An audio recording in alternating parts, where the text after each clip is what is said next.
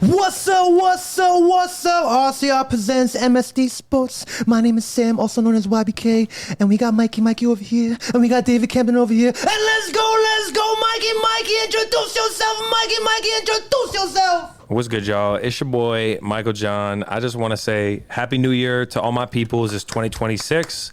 And we ready for some fun sports talk today with the MSD crew. Yes, you know what it is. Yes, sir. You already know. Camden, what's up? What's going on? Happy New Year. Happy holidays. It is great to be back in the building. It is your boy, Camden Lee, a.k.a. Mr. Club Paradise. You know what I'm saying.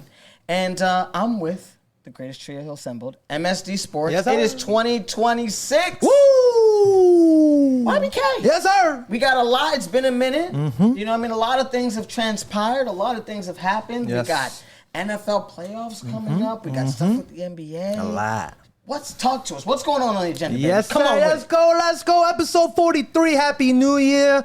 New month. Let's get it. Hope all y'all New Year's resolutions come to life this year. Let's get it. MSD Sports Agenda time. We're going right to business, everybody. Let's go. MLB. We're going to talk about them off-season signings over here. And we got WBC coming up in 2 months. So let's go. NBA overview of the standings. You know, we get around 2 months past an NBA. So, you know, we got it. But everybody, the spicy NFL, the regular season has come to an end. And the playoffs have come. So let's go. Let's talk about it. We're going to first start off with the MLB. You already know. Let's get it, guys. Yep. Any free agents that you really liked or some? That for this offseason so far? Man, I mean, I feel as though I think one of these teams that was recently in the playoffs, who did a little damage in the playoffs, was about to go against the juggernaut, decided they were going to do a little something. I heard the Blue Jays is teaming up. I think I like all of their acquisitions. However, I think my favorite, is the starting pitcher. I think it's Dylan Cease. Yes. I think that 7-year deal, I think it sets up exactly what the Blue Jays needed. At the end of the day, pitching was one of the most important things in the postseason, and I think only adding a little bit to that puts them maybe slightly still behind the Los Angeles Dodgers, but that's okay. That's okay. What about you, Michael John? What are you thinking, Playboy? I mean, I'm looking at my Red Sox, seeing if we're gonna get one more big bat. Obviously, they got the money and want Bregman back, but Bregman's playing the field, and then Bichette and Kyle Tucker both still sitting there. I don't think we're making a big splash on pitching anymore, but there is still some big names. YBK, what's been going on? And I need the scoop. I mean, y'all heard about that Munetake Murakami, third base. He just got a deal with the Chicago White Sox, everybody. Really? Very, it's not as, crazy as, Yamamoto, you know what I mean? He signed the 2-year, $34 million contract. No, he's a third baseman. Okay. From Japan. Murakami. Not bad at all. Not bad. Very low pressure and very low market team, Chicago White Sox. Correct. You know what I'm saying? So I feel like if he balls out these 2 years, that free agency coming up for him is going to be big. What was he looking like before he got this contract? Could the guy hit? Was this guy, you know what I mean, an on-base type of guy? Was he a power type of guy? What was we did kind of see him in the other WBC in 2023. Okay. But this man coming off Japan last year, he only played about, above 100 games. Okay. So he went, let's check, 24 home runs, 52 ribbies, and 286 batting average. Okay. But he did have a 56 home run season. He's steady in the 30s too for home runs. And he's young. So he's a bat, and he can feel his fielding is good too. Yes. Third base. I mean, he's relatively. I don't know if he won any awards in Japan, but I know that he's pretty good in his batting. Okay, let's get it. I feel like it's not bad for a man to just go to Chicago and you're not expecting much in Chicago. No, so I feel like it's not bad at all. Very low pressure. It's cold as joint, though. No, you know what I'm saying? I know it's But windy. speaking of the Blue Jays. Talk to me. Oh, my gosh. They just came from a World Series stint, signed Dylan Cease. Come on with it, 7 years. Signed Kazuma Akamoto on a 4-year deal. This man's a third baseman from Japan. They solidified another starting pitcher from Korea coming off an MVP season in the KBO, Cody Ponce. Yep. They got Tyler Rogers and Chase Lee to bolster their bullpen. So I feel like the Toronto Blue Jays here is kind of saying goodbye to Bo Bichette here, unfortunately, with the signing of Akamoto. But they're like, we got to bolster our starting pitching because They've been there. They've And been to Okamoto was a raker, huh? Yes, He yes. was like a home run hitter. I seen like some clips, or I saw something saying that he was hitting dingers out there. Yes. So let's see what the Blue Jays is trying to do something. They cooked up a great postseason this last year. They all of a sudden went on a run end of the year, and look at they're going all in. Do you think this is enough though? That's really what the question is. Like with them getting 3 starting pitchers, another batter, and I think someone else. Do you think it's worth it? Two relief pitchers, 2 starting pitchers, and a third baseman who can hit. Who can hit. So you lose Bichette, but you get that, and you get your bullpen and your starting rotation heated up. I think we'll see.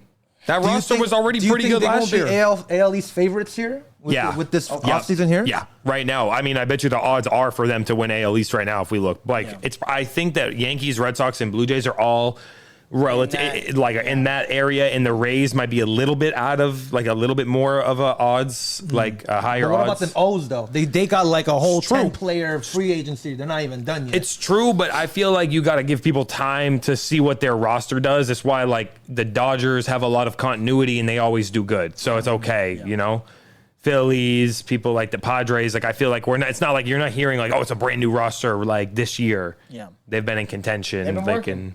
One other Japanese player that I kind of he was kind of a hot topic in this offseason was Tatsuya Imai. From the beginning of when the offseason started, everyone was like, oh, the Dodgers, the Yankees. But this man was the guy who said, I want to go to a team that can beat Shohei Ohtani and win a World Series. And this man, he was 2 days shy of going back to Japan. And he signs with the Houston Astros, everybody. Wow. A 3-year, $54 million. And that's really low for Scott Boras' client. But is he nasty? Yes. His numbers are crazy. Last season, he went 10-5 and a 1.92 ERA. Nice. And of course, the ball sizes are different from Japan and the MLB. Really? But they're smaller. They're smaller. Yeah. Okay. Is it the same weight? I don't know about the weight, but the Japanese balls are smaller. Michael Jordan, did you know I did not. I had no clue. For you guys listening, it doesn't make sense to me, but I guess we found out currently that the baseballs are smaller. Yes. So it's easier for pitchers to grip them. Yeah, so because they're a little smaller and the seams are more defined. Have a better grip on it. Yeah. Interesting. So that kind of is a knock against the pitchers there in a way. In a sense. Because they have a slight advantage because it's easier dynamically to pitch, but it doesn't mean they're not a nasty pitcher. Right. And that also means the hitters, though, conversely, probably have to play against pitchers who have an advantage at throwing. Yes. So it's good for the hitters, actually. So I agree. I guess we'll see. I think that if you could pitch it there, I'm sure you could still pitch. I feel like velocity-wise, it won't affect you much, but maybe a little bit in the break, but you get used to it. I feel like you get used to it. So, the Houston Astros, they didn't make playoffs last season, so I feel like they're trying to bolster their starting pitching here with the emergence of Hunter Green last year for the Houston Astros. But, man, as a Yankee fan, I'm just just waiting. Yeah. Waiting for a move to happen. What are you guys doing? Right now, what is the situation? Right now, in the current situation in the New York Yankees, we just gave in our second offer to Cody Bellinger. Second. Because the first offer, we had gaps. Gaps. And AKA, you didn't give me enough money. Yes. Yep. So or right now, that's going to be our main, Yeah. because I think the front office is believing that even though Garrett Cole and Rodon are coming in later in May and June, they believe that with the signing of re-signing Ryan Yarbrough and having Max Fried, they believe that they can carry it through the May-June era. But I low-key wanted Imai. But speaking of Imai, I didn't mention this. In his contract, everybody, Okay. he has an opt-out every year.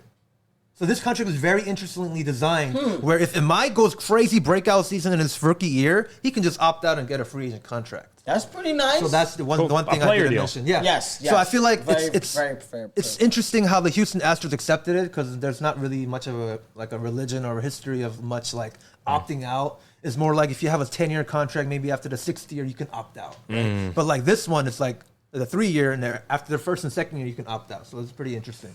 But the Yankees, I don't know. I think we're waiting for y'all want Kyle Bellinger or Tucker. If you don't get Bellinger, you're going to go for Tucker. Yeah.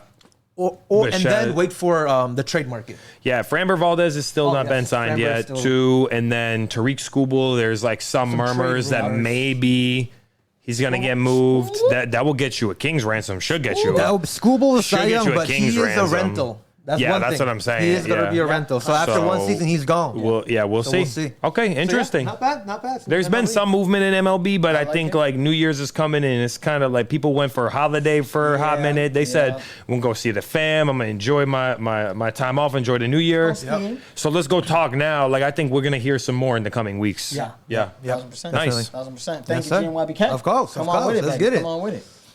Oh, man. Are we, what are we thinking? What are we thinking? I mean, Well, it's a new year. I think we have to, before we move on to the big daddy of them all, because we know what comes up in February. on with it. A really big game comes up in February. We got to talk about the National Basketball Association. course. We got to talk about our guys right now because I feel like it's been a couple weeks. So I'll start off by saying this. A few weeks ago when we sat here and spoke, it was before NBA Cup was done. And I remember I was telling you, because you guys was confident about the Lakers, I was confident about OKC. And I was saying, well, let's see if the Lakers can even get through the Spurs. correct. And the Spurs then went and look at what we have here. No longer is the Oklahoma City Thunder the greatest team of all time. All of a sudden they went from like 24-1 that night to now today they are 30-7. So they're not even 500 since then. They're barely 500 since then. Sorry. Wow. They're 500 since then. So they're not the bona fide. I like how we shifted the direction. They're not the bona fide champions, but a lot of teams have struggled. Rockets are still middle of the pack. Jokic went down with an injury. Lakers kind of fell down. We got a seesaw going on. On the East, we've seen the ascension. The Celtics have quietly climbed their way back up. I know the Knicks won the NBA Cup, but there's a lot to unpack. So I don't know what big storylines you guys have been hearing and thinking of, but I'd love to go over it all. I think before we start the show, in terms of the NBA segment, I am going to apologize to my boy Jaylen Brown. I was talking a lot because you wasn't playing like you playing right now. The way you playing right now, I see you dunk on some people. I seen you shooting in people's faces. The way you playing right now, I'm with that. Now, I never felt like you didn't have it in you. I just felt like, and I told the boys multiple times, he ain't playing like he got that dog in him that I seen in certain occasions. It comes in for 10 seconds, then it come out. But I'm seeing it play, boy, and I love it. Okay? You're looking like somebody who used to play for the purple and gold a long time ago. You know what I'm saying? R.I.P. to the boy. But I do need to apologize, Jaylen Brown. I see you. I hear you. New year 2026. I'm behind you. I got you. I love that. I had to apologize on Let's give Jaylen Brown a shout out. In the month of December, this man went 31 points per game, 6.5 rebound, 5.4 assists, 1.2 steals. Everybody, Come on. Yeah. And what was the turnovers looking like? What was his turnovers? he averaged in that month 3.7. Come on with it, Playboy. It's the same. Yeah, it's fine. This is he good. was averaging about 4.5 last time. Closer to 5. Yeah. 4.9 on some other jumps. I mean, one less is good too. But this is what I think. If Anthony Edwards put up the stat line that Jaylen Brown put up this year, oh my God, Anthony Edwards is so good. He's the next big thing. He's there. Jaylen Brown is doing it. We are theorizing that, like, if Anthony Edwards, you look at their blind stats next to each other right now, Jaylen Brown is better. Yes, for sure. Right now. Maybe in 3-point efficiency, because his 3-point percentage this year is a little bit down, like closer to 30-ish. Right. But it's okay. We love to say how good Anthony Edwards is, and he's the future and the next guy. Jaylen Brown, I know we love statistics, is statistically outperforming him. But not only that, he's taking on the hardest defensive assignment. Except unless you a center. Right, like, exactly. you know what I'm saying? He can't. He's not going to guard the 5, but he's taking on the difficult defensive assignments.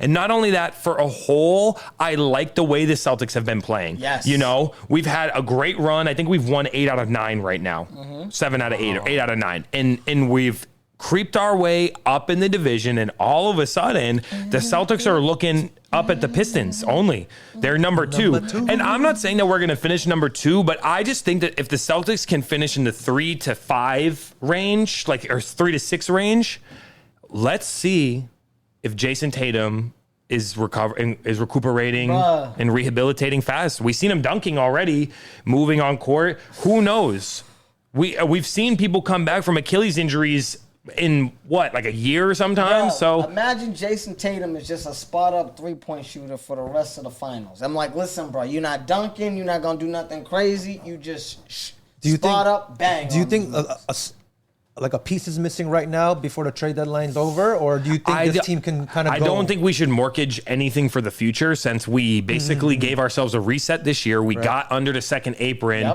and we moved on from Porzingis, and we moved on from Drew Holiday, but we gotta save that money because we pay a lot of money to Tatum, we pay a lot of money to Brown, and now we got D White too. Like, I want to keep that core together, so I wouldn't really like sacrifice something for like a huge piece. If you're telling me it's, you know, like how the Lakers tried to get Mark Williams before that hip looked bad or the back looked bad last year, like that level player, I'm fine with that. Okay. But I actually like the way the team has come together because there's no outstanding players besides D White and JB. I know Peyton Pritchard's like sixth man of the year, but a sixth man of the year is a sixth man of the year. He's elevated his game to a starting position. But think about the way some of our roster is built. We replaced Luke Cornett, who's a great backup center for Wembanyama on a second place team in the West, with Luka Garza, who was like the third string on Minnesota or whatever. He's playing good minutes, bro. Neemias Queta.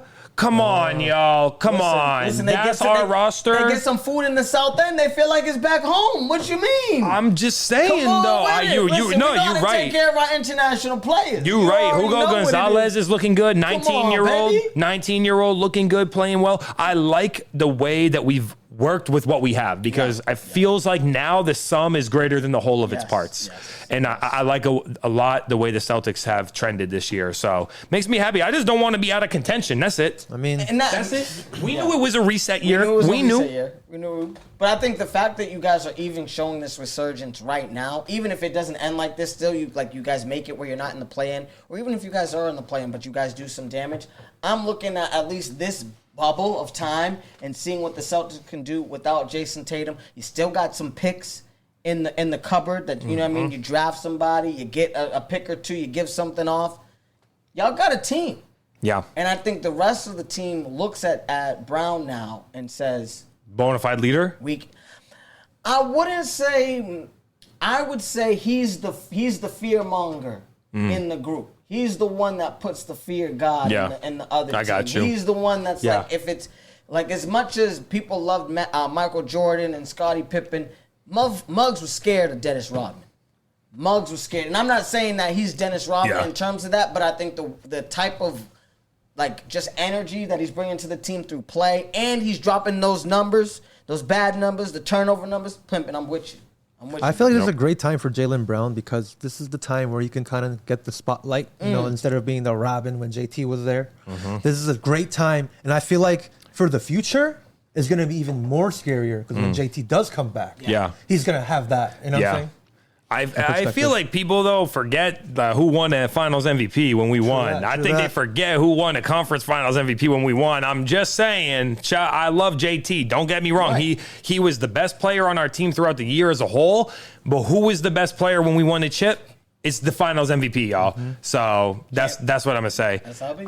Otherwise, in the East, interesting. Giannis has come back and he's playing well, but the Bucks are still trash. And I wonder what's going to happen with him. Listen, I really wonder what's going to happen with him. My cousin has been frustrated. Come to the show. Okay, he's been upset. He's been annoyed. He's been like, bro, I feel like Milwaukee has not been taking care of me. So I think he's playing to show a couple teams that he's not hurt.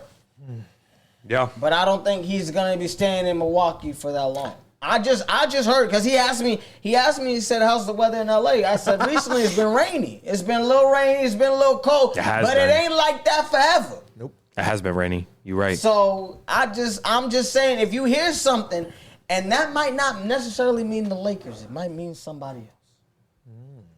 So, you just heard it first. Your boy might be in LA, hanging out with me. You already know. I mean, shit. He might. See Giannis Antetokounmpo? Might be in California. No.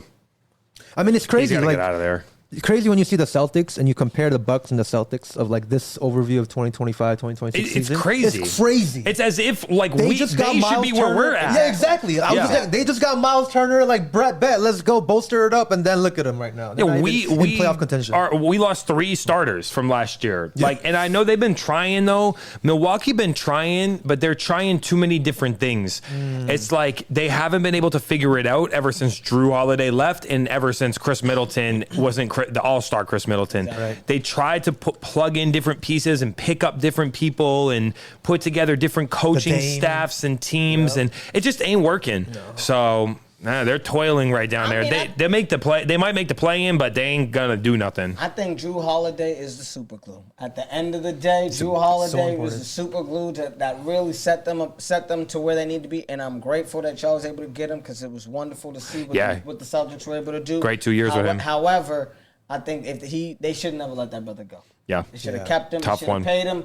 At least he would have been a staple in the team. And he'd kept Giannis. Him and Giannis would, yeah. Him and my cousin would at least been cool. I know he loved him, but you know what? That's what happens when you don't pay people. I agree. Yeah, I think the Knicks are still going to be the favorite to come out the East just because they have an all-star like starting roster Right, and I agree. I can see that. and they have the most continuity of the teams here. Yeah. But Detroit did obviously the acquisitions they made in the offseason to kind of fill in the pieces that they lost. It's working. It's really working. Yeah. I'm just concerned that it's going to be like we had last year with They lose a game Cavs. 7, you think? Well, just with the Cleveland Cavaliers. You're leading the division. You end up taking a nice, decent, stretch where you're the number 1 seed, and then you fall apart because you're not necessarily playoff ready. Yeah, but you know what, though? I feel like the Pacers was just one of them teams. Like, we play together. Our identity is we know what our identity is, and that's what I will say. You're completely right. The Cleveland Cavaliers, since the playoffs ain't been right because they are mediocre as hell, and I had higher expectations for them this year.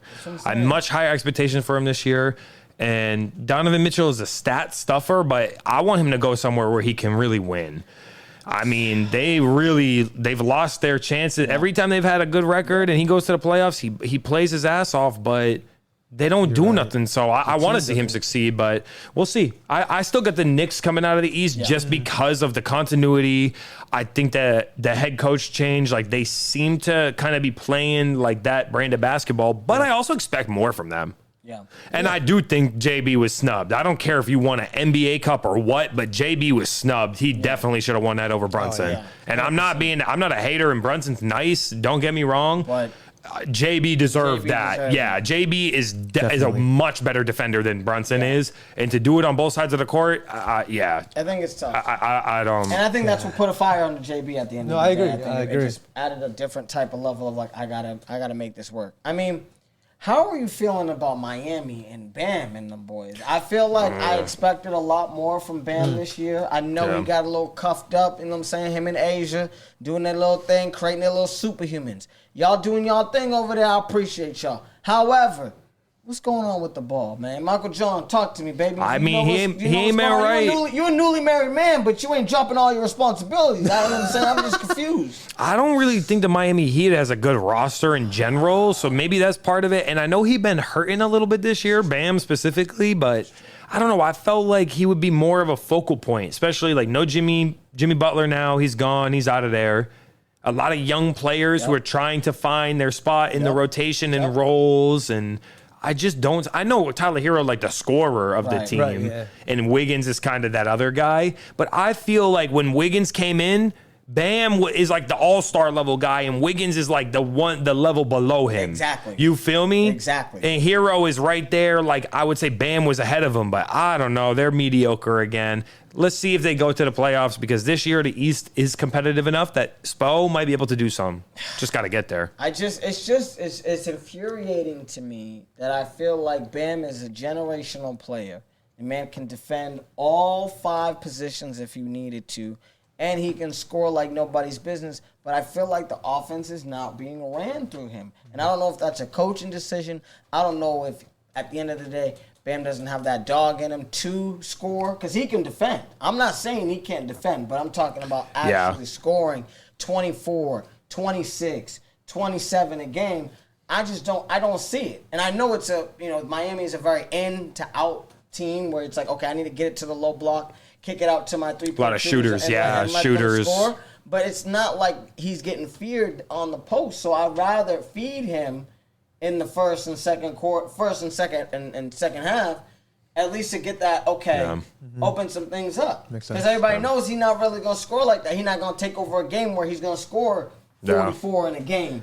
Yeah. You know what I mean? On 21 shots. That's just not what he's going to do. Yeah, I don't got a lot of high hopes for Miami, though. I mean, I'm not really looking at them as like a real threat, so it's interesting. The East has a lot of open competition. It's yeah, exactly. Very mid. Exactly. But honestly, so is the West kind of, though, because a lot of the teams that were like taking like a lead, I feel like are now like falling back, and it's like 4 good teams at the top. You feel me? That's what I look at it as. Listen, it's not like a very, at least it's the same thing in the East. I feel like it's a lot of good teams. Like the top 3-4 teams is nasty, and then you got mid teams who are those lower seeds in the play-in teams. The Thunder had a chance to be one of the best teams in history, but because SGA was being lazy during the first, 5th of the season, not playing the fourth quarter in about 10 to 15 games, you deserve what you got.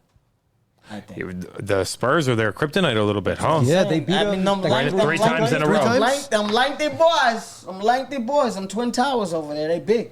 Yeah, I think they're on a bit of a skid right now, but I almost feel like if I was there, a Thunder fan, you'd rather have it happen now. True. Because they lost those close games to the Spurs. They lost a close game to, the Suns? Yep. Then they got blown out at home by the Hornets. That's crazy. Yeah, Wait, exactly. what? But Crazy. exactly. So I think they're just on a really, really bad skid. Sometimes you got to lose and then you reset. You feel me? You lose and then you reset. It's just crazy because they had one of the best. They had the second best start of all time, and now we're sitting here 2-3 weeks later saying, let's take a pause on it. It's not an automatic, but you also had Denver still sitting there who'd been right on the heels of the 2-3, and now Jokic is down for a month with a bone bruise in his knee. And who else is down for a month to 6 weeks? Cam Johnson with a bone bruise in his knee. And then who else is down? Aaron Gordon just came back right now. Christian Brown finally came back. So they lost 4 of their starters. Jamal Murray, shout out to Luke who got him in a trade in our fantasy league because he's been going crazy because all them players is out. So I do feel like right now is the moment for the Spurs to capitalize on the ailing Nuggets, get ahead of them, the skidding Lakers whose defense has been ass the last few weeks, the Rockets and Timberwolves who have been sitting there, good teams but have been kind of a little bit underperforming what our expectations would be. I think the Spurs moment is now to make a run, because it's going to be important who gets the 2. I still think the 1 seed is in the hand of the Thunder, and they're gonna turn it around and start winning games because they're gonna start hitting their shots and they're gonna start playing better defense too. They're gonna be like, nah, we're locking the hell down. Do you think it's time for Wemby to increase in minutes, or do you think it's like, okay, I'm gonna? He was just hurt though, right? I'm gonna take a step back. He's in the bench right now, because little by little. Because he was hurt, I'm wondering. I'm like, okay, do we keep him where he's at, slowly coming off the bench, building his I'd rather do confidence, that. because it's not where we're losing games. Yeah, without, what I mean? It is true. They're not really losing the games. They're getting good production from them young guys.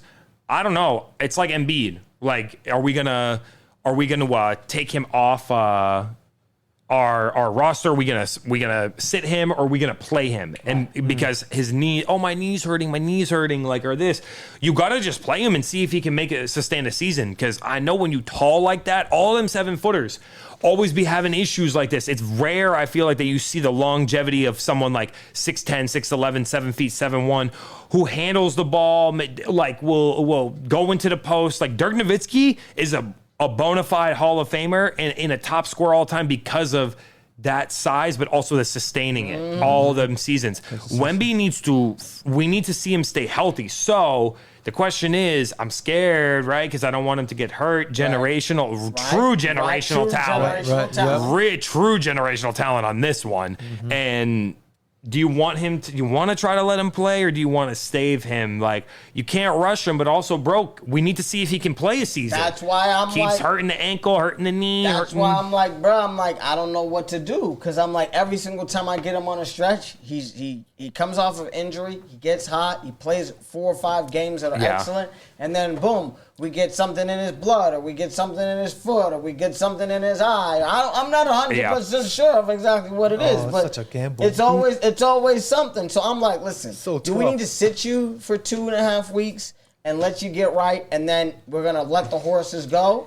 Maybe it's about that time. So this is what I'll say now too. I think it's a perfect segue to about how many games you play, and this is very important because you know how recently they changed the rule for qualifications for awards in NBA. You have to play 65 games, or you can't win an award. Correct. That's what I heard. Can't be DPOY, can't be MVP. You can't win an award if you didn't play 65 games. Okay. So now, because Jokic is going to miss, if he misses the 4 to 6 weeks he's projected to miss, he won't make 65 games, and he won't be able to because he was the favorite. So now if we look at the odds, SGA has catapulted to minus 400. Because it's like what happened last year. Remember, JJJ got hurt, and all of a sudden he was no longer the easy lock. And all of a sudden, Evan Mobley, who was like plus whatever, went to the favorite. And Wemby got hurt, and then it was JJJ and Mobley and like someone else like vying for it. But it's crazy because after that, you have Luka plus 400. And here is where I'm glad that at least I'm seeing the names of people that I think do deserve respect: Cade Cunningham and Jaylen Brown. Oh, wow. Because they're the Jaylen next. Brown got They're a one, little too. bit. They're longer odds for sure. It's plus 3,000 for Cade and plus 4,000 for JB. But I'm glad that they're the next ones there. And it's just basically now a race between SGA and Luka at this point because Giannis missed too many games. He ain't gonna make the mark. And now our homie Yoke is going to miss too many games to make the mark. The question is this, though, because, Wemby still led the league in blocks last year. Correct. Yeah. Dude played half a season, and he led the league in blocks. So I wonder if that's like, if He's it's... getting like 5-6 blocks a game. That's what I'm saying. Is it stupid to say it's 65 games, or can it just be? Can we just leave it to the discretion of the voters? Because it's almost like stupid to put a finite number on it. Because what if I played 64 games and I had such outrageous year that I'm still the bona fide MVP? You feel me? I think it shouldn't be 65. I think it should be 60. Interesting. I think you missed 20 games, which is what? 20% of the season, something Or is like it that. 82 on, what is It's that? 82 games. Yeah, You missed that's 20. 20% of the You missed season. about 20 Yeah. You missed about 20% of the season. I'm okay with that if you have an injury, if you're balling out. But I think the NBA has been losing so much revenue due to viewership that they're saying you guys gotta play. And I think that's where I think that 65 number, I think to me is slightly ridiculous. Yeah. But I do understand because you don't want guys to be not playing games. Like Kawhi, I think that 1 year or a couple years ago, I think he played like 42 games or something, but he averaged 33, 8, and 6. And it's like if you looked at those numbers, you're like, oh, he should be the MVP, but he only did like 30-something games or 40-something games. So it's tough. It's tough. I don't like that. I feel like the voters know. What is your as a GM and someone who's trying to get his players to play? Yeah. What do you think? I don't like putting a number on it. Like, Yeah. it could be you can miss a month like Jokic and then you're done. Like then it's like what? I can't get MVP anymore. Like even though I go Or DPOY or any comeback award. player of the year or anything. like, you see what I'm saying? Like, I feel like my comeback player of the year one is kind of weird too. Because like, what if you average like 2 points per game and you have an opportunity next year? Someone gets injured, you get a starting lineup, and then you get hurt though. You play like 50 games. Exactly. You can't be that's comeback what I'm player? saying. Or That's 60 what I'm Yeah, that's like- saying. or That's what I'm. 62 It's or just like an. 62. It's an I can't be arbitrary eligible now? number, and the Right. voters are like. We need to respect that. Like the people who get the votes to vote for these awards, like will have the discretion to say that person didn't play enough games that they warrant votes this year. I almost like it better because then I trust people versus like making like this like number guideline. Although I get it because you said it perfectly. You can't be incentivizing people to sit out, and the whole rest management. I get it, but maybe it goes both ways too, because maybe if you rest a little more, they're more likely to play 70 plus games if they sit out 12 games a year, right? Right. I don't really know. I like watching my favorite players play every game. I just know it's not feasible, and it's hard athletically on them. So I do feel like SGA is going to win the MVP, though. Now that Jokic is down, I think it's just in his hands not to blow it. Well, that's what agree. I'm saying. He's sitting every fourth quarter, so he's saving his legs. So that's why I feel That like too. that's why I feel like even in this race, I'm kind of like, you know what? This is he ain't been sitting the last game, Nah, 12 games, fourth quarters, because they've been having to fucking win. They've been having to do something. But They've I'm been just ass. saying. Nah, but them like 25 games though, the minutes Almost that he 30 played games, yeah. compared to the NBA, Shea definitely has that Yeah, advantage. 100%. Yeah. 1,000%. So Yeah. I mean, if he stays on the floor, Damn, going back to he'll back. get a tainted. Good for you, Shea. MVP. Yep, good for you. Back Good to for back. you. Damn. It's more of a back to asterisk. Wow. We'll give him. You know what I mean? It's like Steve Nash when Steve Nash won them the back-to-back back-to-back, MVPs. I love you, Steve, but it's a You win wanted Kobe? asterisk. You wanted Kobe to win? Boy, you tripping if you didn't think Kobe was winning that MVP. I know. You wildin', straight wildin'. But speaking of Kobe and speaking about my purple and gold, we need to wrap this up with the Lakers. Okay. Yep. My question to you guys: The Lakers. do we need to make a move? Or as constructed, are we going to be okay? I'm confused. I don't think we can win a chip. With the squad right now? I just don't see it, dog. I don't see the flair. I see Luka can have 40 a night. I see LeBron can have 31 a night.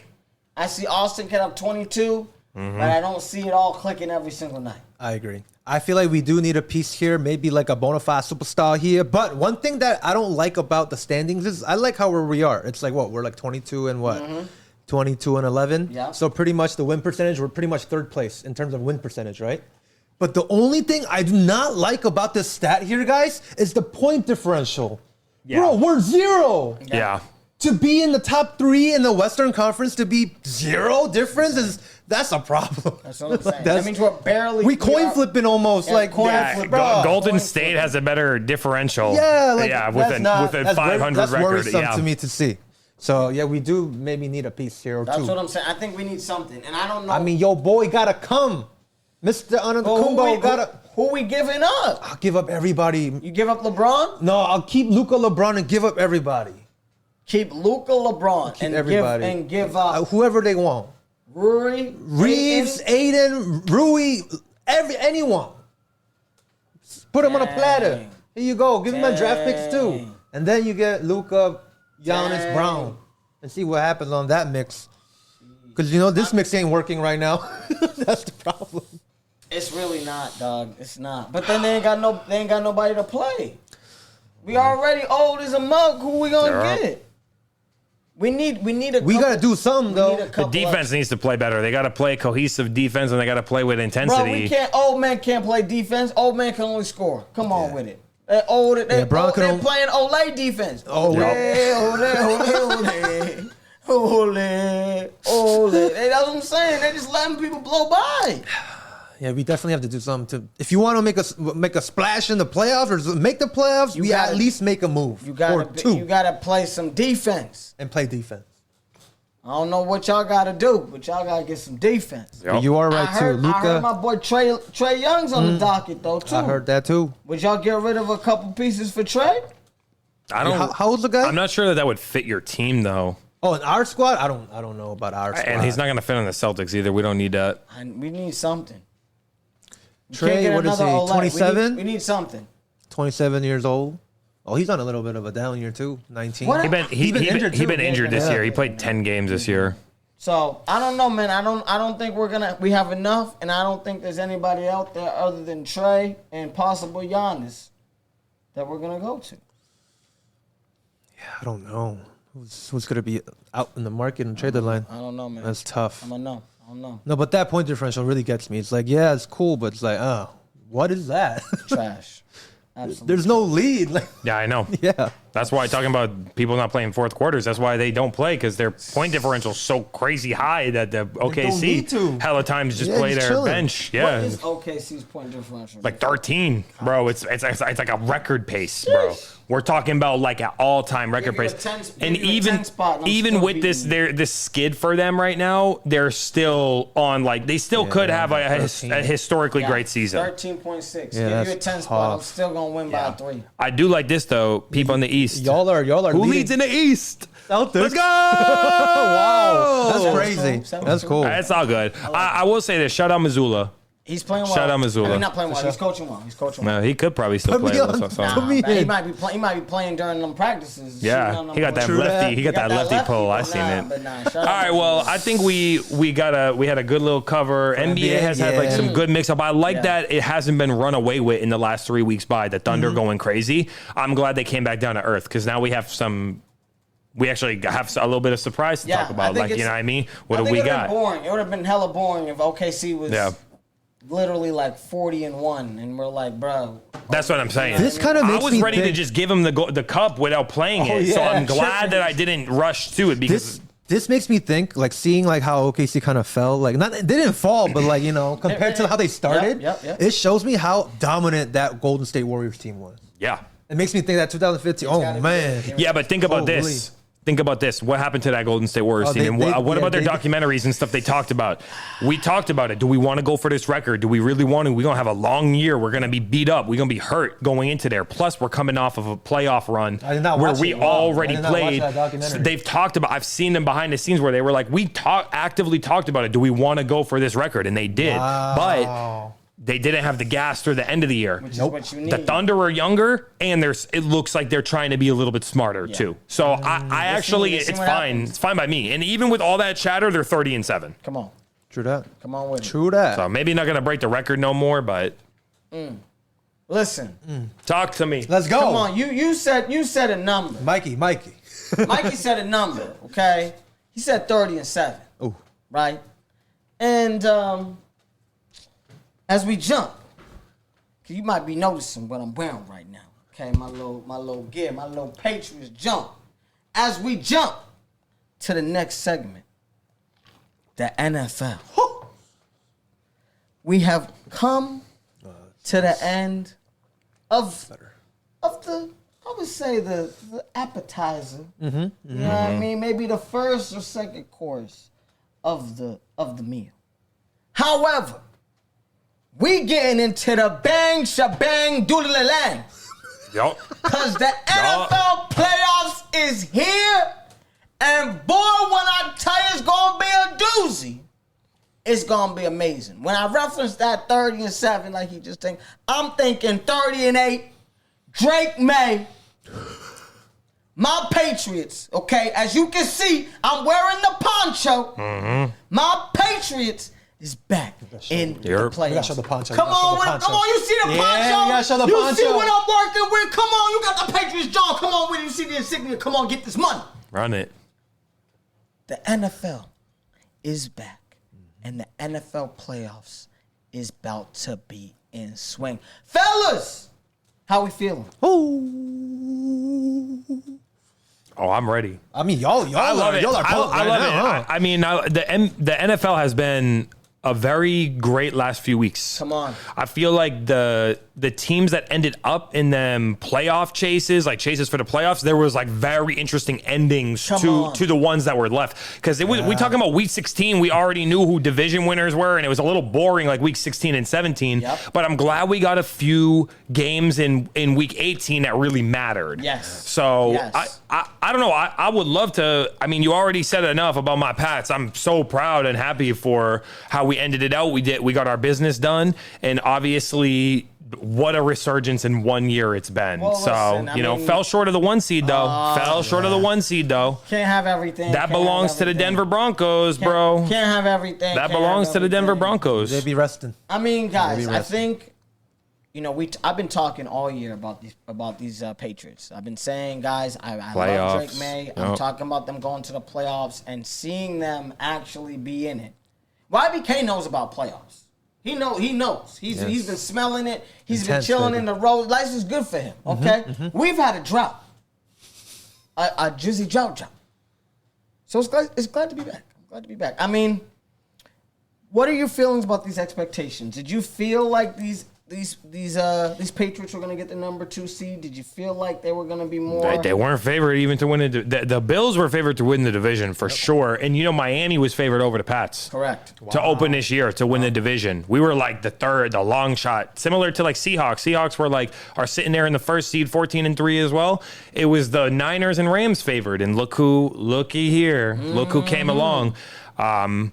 Listen, we have high expectations for sure. Like Patriots will have huge high expectations going in, especially because all of the onus this year, the burden of it all is, you played a bad schedule. You played a weak schedule. Sure.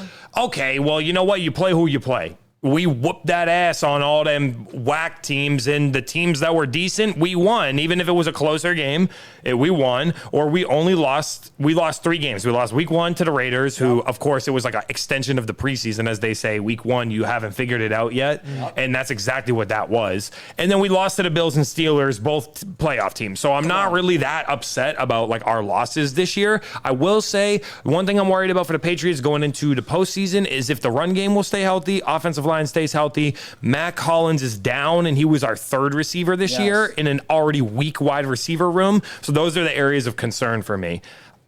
Let's get it. I'm so happy to play the Chargers. You seen the Chargers sat Herbert and everyone on against the Broncos, right? Everybody other than Keenan Allen, because Keenan Allen ended up getting those incentives for them catches. But everybody else really sat. It was a trash game. But I mean, I think the Chargers away in Foxborough, I think it's going to be a doozy. I hope we make them regret that. It's going to be cold over I'm there. pissed. No, I'm pissed. I was pissed. Like, they don't care. They're like, no, we don't care if we're the 5 seed, the 6 seed, or 7 seed. Well, you about to care when you're the 7 seed coming into New England to play on the road. I hope we whoop that. I hope we try to pile it on them. I hope we play our best game, because that pissed me off. Like, okay, you're just going to say we don't care. We're not going to play. Like, I know. We already made it type. That's what I'm saying. Like, you're not even going to try to vie for the 6 and 5 seed. You know what I mean? You're just going to be content with it. They said they wanted to play us. That's really what it boils down to. They said, no matter what happens, we don't care about going into New England and giving y'all an L. That's crazy. Now, I think they're going to get an L. That's just me, because I'm hopefully going to be seeing them next year at SoFi. So it'll be a nice little revenge game where the Pats say, hey, we're going to spank that behind, and the Chargers are maybe a little bit better than they were this year. Yeah. But I'm really, really trying to see if Drake May is going to have a clean game. He's had some situations where he's thrown some picks. He's had some situations where he's had some fumbles. Now, I do think the refs and the flags in terms of the other teams have helped him out a little bit from time to time. I gotta admit, I've seen these last couple games. I've been watching a little bit of highlights. I feel like in the playoffs, you can't rely on home field advantage. In the playoffs, you gotta be able to, like you said, the Mac Hollinses, the Stephon Diggs, you gotta be able to depend on the guys that actually have contributed throughout the year. And on the biggest stages, you gotta be able to trust your mans. I don't know if Stephon and Booty are gonna be good enough. Pop Douglas is a little hurt. I'm like, the run game got to be nasty. The run game has been pretty good. Stephon, I'm thinking. Ramondre is back on. He was back on his thing last week. He had 2 touchdowns last week, over 100 yards. 2 rushing touchdowns and one receiving touchdown. And he had 134 yards on 7 carries. Like, he was really tearing Miami. I say overall, though, like, Patriots had a great turnaround, and you're right. Like, that's what we'll get back to that, because I don't want to harp on this for too long, because we have a lot of games to talk. But we'll talk about this, because we're gonna have to talk about some awards at some point before we wrap this up, and we can come back to talking about that.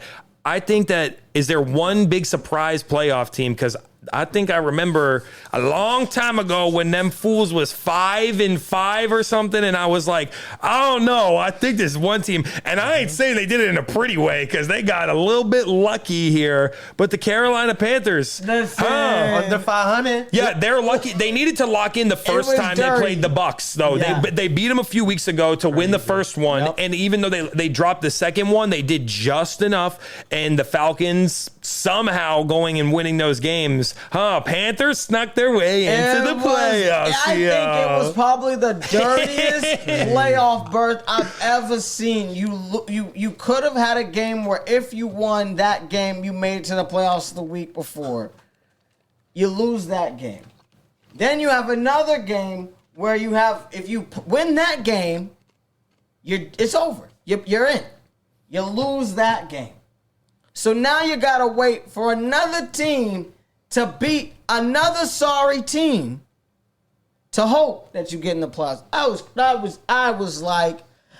felt like Tampa Bay should have been in the playoffs, But I think Isn't it crazy that's how so the tiebreakers crazy. work, though? I feel like no one saw that one coming because early December, it really looked like it had to be either the Panthers or the Bucks. Like, Yeah, had to be. had to be. And then all of a sudden, the Falcons win all these games at the end of the year. No one thought they were going to beat the Rams. No one thought they were going to beat the Rams. And when they beat the Rams, I was like, oh my God, it really might happen. It might. The calculations must have been so low on that. But hey, doesn't matter how you got there. You're the 7th seed.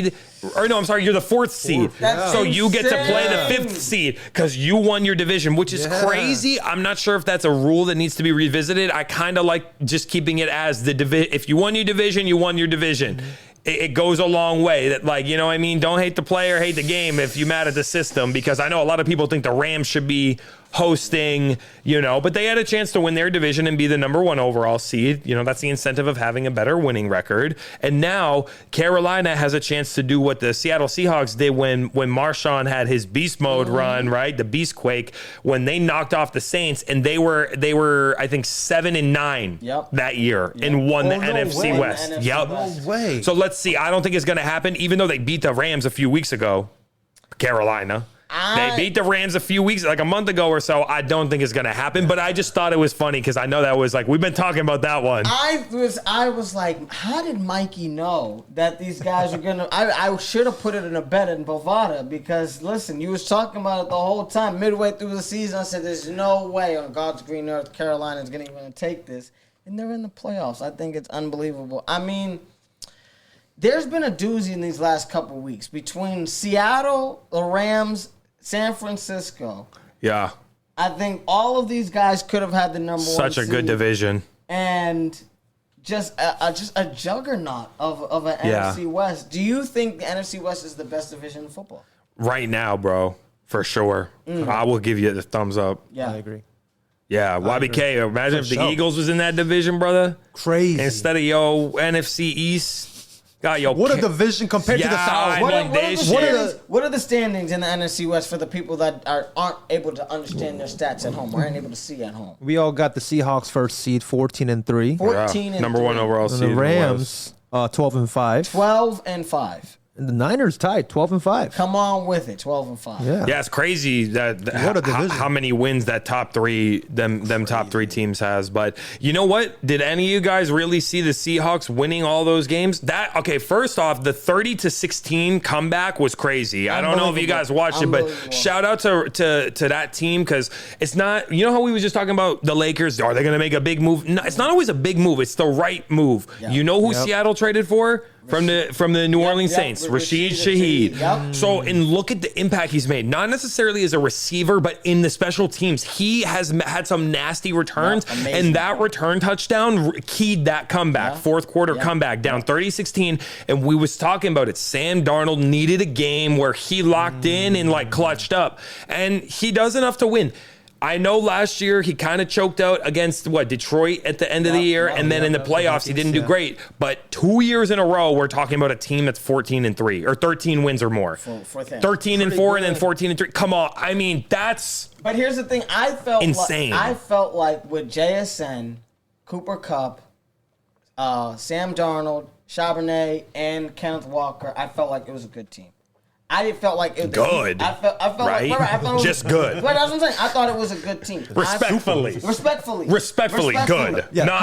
However, ain't no Rams. However, you gotta admit, Seattle's defense has played amazing against a lot of these teams. So, I mean, to see Sam Darnold do what he's doing in the regular season, that doesn't surprise me. I think Mike McDonald being a first-year, I think he's a first-year coach. Yeah, bro. For being a first-year coach. Mikey Mack. I think that gives me a little bit of a little bit of uneasiness for Coach of the Year, just a little bit, but I still think we're okay. Vrabes is got to get it, but I mean McDonald has a argument. He has an argument. He has an argument, but I do think you have a quarterback that's already won 13 games another team before, and you know what I'm saying. So I think I saw Seattle making the playoffs 1,000%. I didn't see them winning the division, though. I thought they were going to be a sneak-in wild card team because the Rams and the 49ers were going to be duking it out to the end. Yeah. Not Seattle and Yeah. and San Fran. I have a question. Run it. You see Sam Darnold in this last game to kind of seal this number 1 seed. They didn't put the ball in his hands that often. Kenneth Walker III and Zach Charbonnet had a lot of carries, and they really took over a lot of the game. I was pleasantly surprised. I thought it took a lot of pressure off him. Did you guys watch that game, and what did you feel about that? It was one of them type of games, huh? Yeah. And that was a real testament to how good Seattle's defense has been, because I know that the defense obviously is gutted from 49ers, but they still playing tough because Fred Warner, one of the best linebacker in the league, if not one of the best linebackers in the league. And then Nick Bosa with the knee injury. Yep. Plus, Kittle's been off and on. Really, it's McCaffrey who's kind of been the person carrying that team the whole year. Because whether it was Mac Jones or Brock Purdy, the offense has been good. Yeah. 3 points given up after they've been putting up like 40 pieces. Like we're talking on the Rams and on Chicago and that shootout, and we're talking like high scoring games, bro. Purdy going crazy, and I think that was what this game was. You don't need to. Darnold, at least this is what I'm gonna say. Darnold is athletic enough to make a little scramble, make the play, extend, but he's not like you look at like the Eagles quarterback, Jalen Hurts. He's only gonna throw the ball 20 times, kind of because like you have to keep it in that game plan. He's not a throw the ball 40 times around the yard. Sam Darnold is like, it was a good game plan because you could still let him throw 30 times, get a couple hundred passing yards, but it wasn't like hard throws or forcing the ball downfield. Like you said, it was try to just make a good drive. Let's try to let up both of our running backs. It's that sort of game, a gritty, hard hitting, like we fighting in the trenches. Let's just take points when we can get points. And a goal line stand, they had a goal line stand, which was very important because in those low scoring games, those goal line stands are so highly magnified. Yes.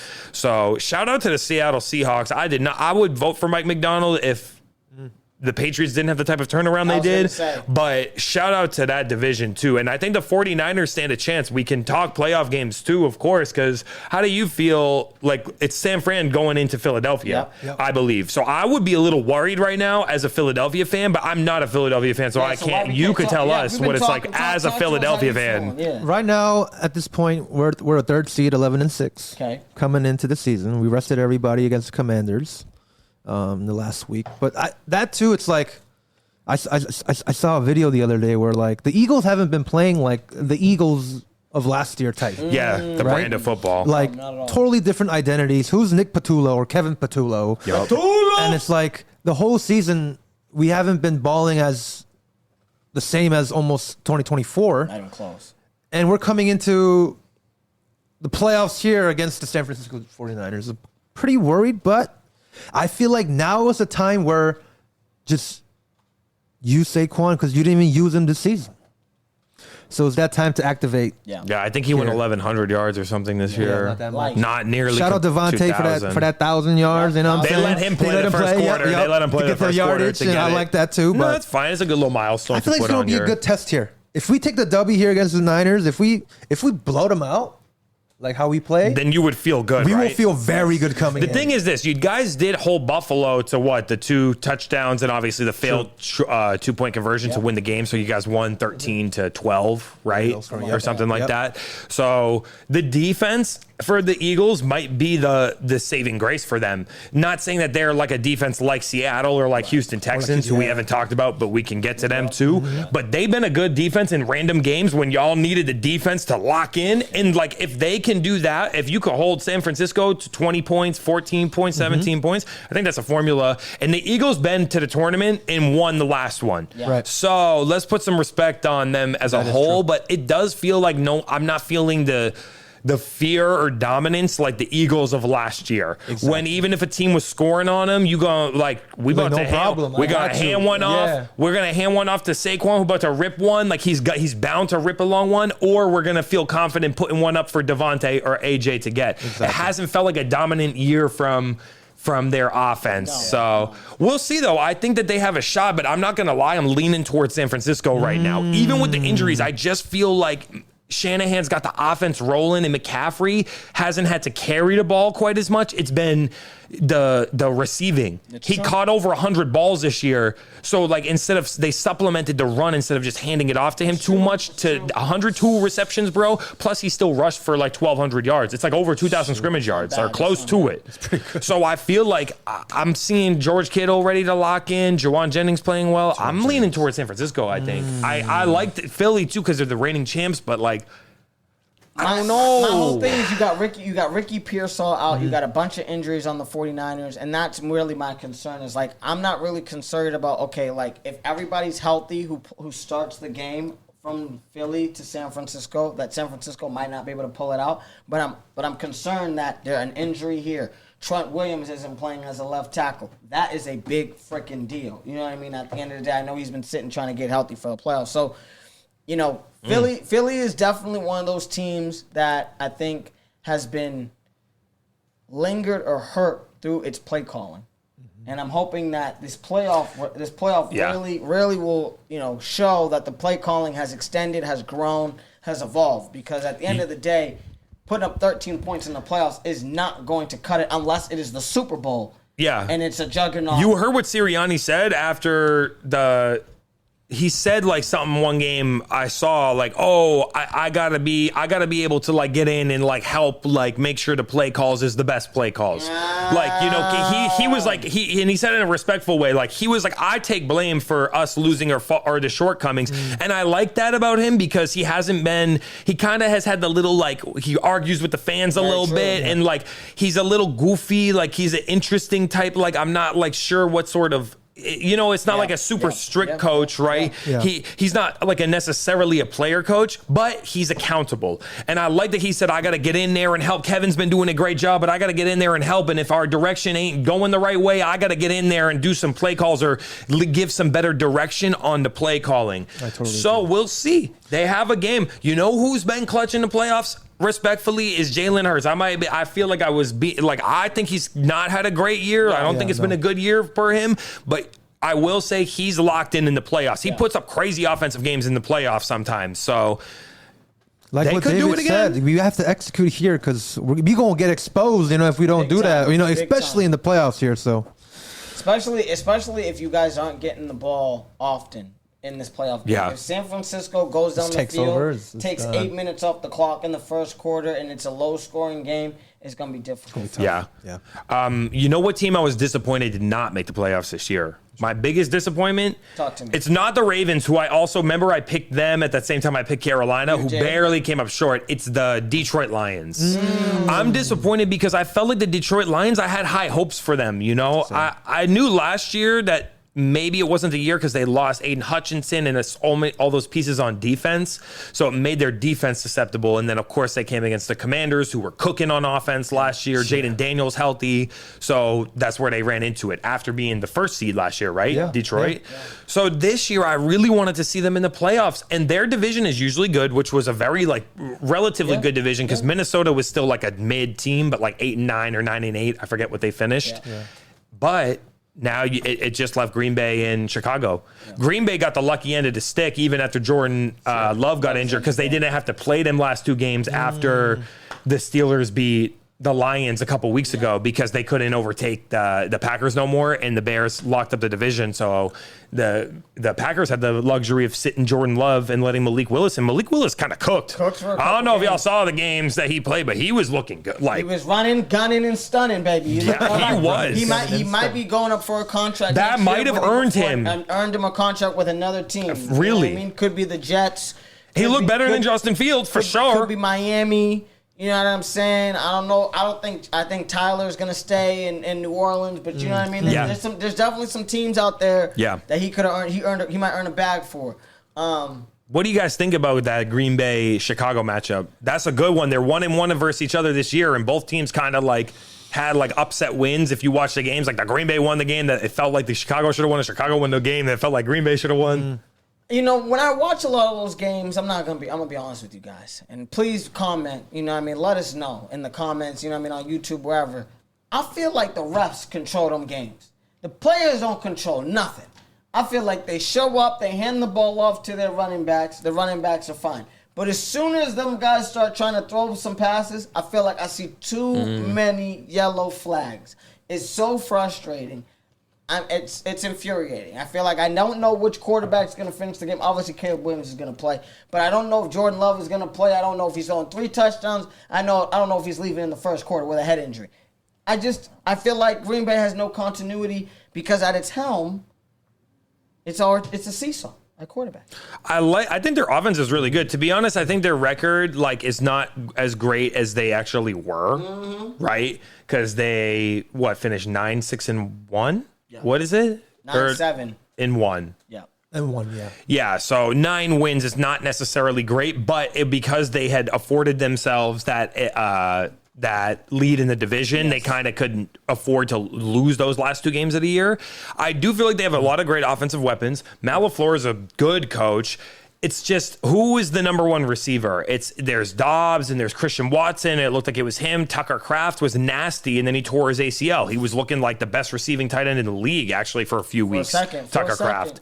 So that's my fear, but Josh Jacobs has been nasty yet again. I give him respect. I didn't think he was going to be as nasty as he was when Vegas decided not to re-sign him. I think they were Oakland at the time. They decided not to re-sign him. I actually like the offense overall for Green Bay. I think the biggest hole for them is since Micah Parsons went down with a non-contact ACL tear, you don't have the pass rush. You can't get the defense off. Like, I don't have that dog to either get y'all to double team him and open up my other guys to get one-on-ones, or that one guy to get in and make a play when you're in a close game down the playoffs, because they always in close games, even with their backup QB. I give them that respect. On the flip side, Chicago is a bit young. Right? They're very young, new coach as well, Ben Johnson, who should be on the list for coach of the year. Wouldn't win it. I think he's like the 4th or 5th option for me on the list. I think Liam Cohen might be one step ahead of them, and then Mike McDonald, then Vrabel.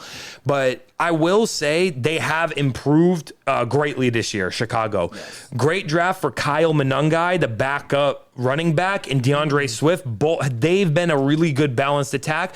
And Caleb Williams has taken one step forward. I don't like how low his completion percentage is. I do like that he's good at improvising. So they have a chance here. He likes going to the tight ends who Loveland. Yep. And he can make a little move. DJ Moore kind of came on down the stretch. Yep. Rome Odunze's got to get healthy because Luther Burden ain't gonna do it himself. No. I think both teams though do have I like their rosters, and I like that they're 1-1 against each other, because this is a toss up to me. Yeah. I love divisional matchups in the playoffs. I think I feel like Chicago doesn't have the experience. I'm worried if Jordan Love has Jordan Love game, a 3-touchdown quarter game. Yeah. Or first half game, I think Green Bay just runs away with it, and I don't think Chicago's going to be able to catch up. 35-26, type John, you know what I'm saying? Something crazy. But all right, nice, yeah. Should be interesting. Yeah. Should be interesting. Well, I mean, the NFC does look pretty stacked as well, but I feel like the AFC, we did talk about New England and the Chargers, but did a little bit. Houston has punched its way back to the playoffs, but they only got the wild card because they didn't finish ahead of the Jaguars. The Jaguars had a great year. Houston, though, had a good turnaround. It was 0-3? 0-3 to start the year. So that's pretty good. I was cursing out C.J. Stroud, and I remember in the beginning, 12-2, then 4, something like that. Yeah, crazy. That's good. 11-1 to end the year is crazy. So, and of course, we saw the ending with Pittsburgh. Y'all saw Pittsburgh and Ravens ending this year to make that matchup, huh? I mean, I was at the edge of my seat watching this Pittsburgh-Baltimore game because I had money on Pittsburgh. I felt like it was better TV to see Aaron Rodgers in the playoffs. That's just me. And I put my money where it likes to be seen. Anywho, I was on the edge of my seat. I felt like it was an amazing game. Baltimore, I tell you, you guys have had the worst breaks over the course of the last couple years. And when I tell you this last one, I need to talk to the boys. I felt like coaching really was the deciding factor for this game and the reason why we don't see Baltimore in the playoffs. I mean, you have Derrick Henry, who is running for $130+, and you had about a minute left. I felt like Aaron Rodgers left too much time on the clock for you guys, for them, so that, Lamar could go down the field. And what happens? They settle for a 40-yard field goal after they just saw an extra point get whiffed by the wind? Make it make sense to me. Well, I'll say this. I think the fourth quarter was incredible of this game. I think it was a great game. I can't believe Aaron Rodgers had a vintage performance. And I know that the secondary for the Ravens has been suspect for the last couple of years. Yes. Only want to give off like 500, multiple like 450, 500-yard passing. And Kyle Hamilton went down, who is the heart of their secondary. Yes. However, Aaron Rodgers is like 43, 44, and that fool can't even run out of bounds. He can't make it. He ain't fast enough, and he's slinging. He was slinging. You're telling me Calvin Austin is doing it? Because you don't have DK Metcalf, because Metcalf wanted to pull that. That fool was Listen, that came in a big difference down these last two games. It made it real interesting. Hot heads don't make it work. But I feel like they made the plays, and then honestly, the Ravens made both plays. Even on that drive, the Ravens should have had the game-winning drive when they got the touchdown with 2 minutes left to Zay Flowers, who burned the coverage again for the second time in one game. Yes. That should have been the game. So you can't really fault like the offense at the end of the game when you get the ball with like 30 seconds after the Steelers score with like 40 seconds or 30 seconds, whatever, and you don't have no timeouts or like left. You can't really kill the clock, and you have to move the ball. You get the nasty return by, what's his name? He had a nasty return, Mitchell, I think their kicker, to give him like, wow, we only need like one strike to put us in field goal range, and you got it with a great play by Isaiah Likely to go up and grab the ball. Right. They had a great play. You can't blame the offense. That's what you expect the offense to do. It's like that's what a great offense does, is with limited time and limited timeouts, get you in a position to score. What I feel bad for is the fact that a rookie kicker had to go in and now live with that. Like, yeah, you get paid a lot and you get to, rookie. Yeah, but he still get paid like compared to a regular person. It's like, people are like, they're like, I don't care. I'm like, no, I would care. If it's the game I love, I'm so passionate. I'm versus a division rival. I'm a rookie. I had a great year as a kicker in general. I'm set up here. They set it up on the hash that I want. They put me in the middle of the field, not even like because we could run one play and then kill the clock. I like to be in the middle, and to miss. Everything was set up the right way, and I just didn't make the kick. But you can't blame it on him, because it's not like he's the defense that gave up 2 touchdowns. I just feel bad because it's like, wow, but that was a microcosm of the whole year for the Baltimore Ravens. That was that. Underachieving, not getting the job done. It happened week 1 when that offense went out there and gashed the Bills, only to let the Bills come back in the fourth quarter and squeak out that 40-39 victory or whatever it was. And that was like that was the microcosm of the whole year to me. That kick being missed. But great game. You're kind of right. I was like, well, this would be a bad way for Aaron Rodgers to end his career if he loses this game tonight. Because I don't really care about the Ravens just barely making it into the playoffs. Correct. Because it's not like they played dominant like we expect, like the Bills to be a great team every year. 12 wins, I know they didn't win the division, but 12 wins dominant. I'm kind of happy that it happened to be the Steelers, and I think the Steelers might be the upset pick of the weekend, because I'm assuming that they're the underdog versus the Texans. I don't know what the line is. I'd like I'm gonna look it up right now, because I think that might be the team. They're playing at home.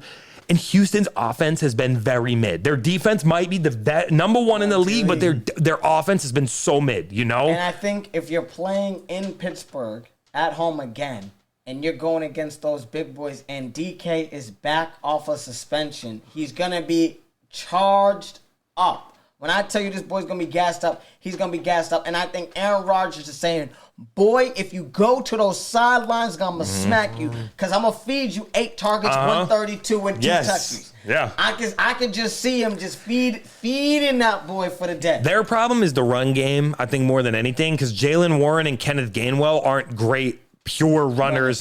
We gonna be able to beat you up and make you tired like Derrick Henry will. You feel me? Like we're not that. It kind of reminds me of the Patriots a little bit, but Ramondre's getting his toughness back, which is good, because Travion could be that like fast guy.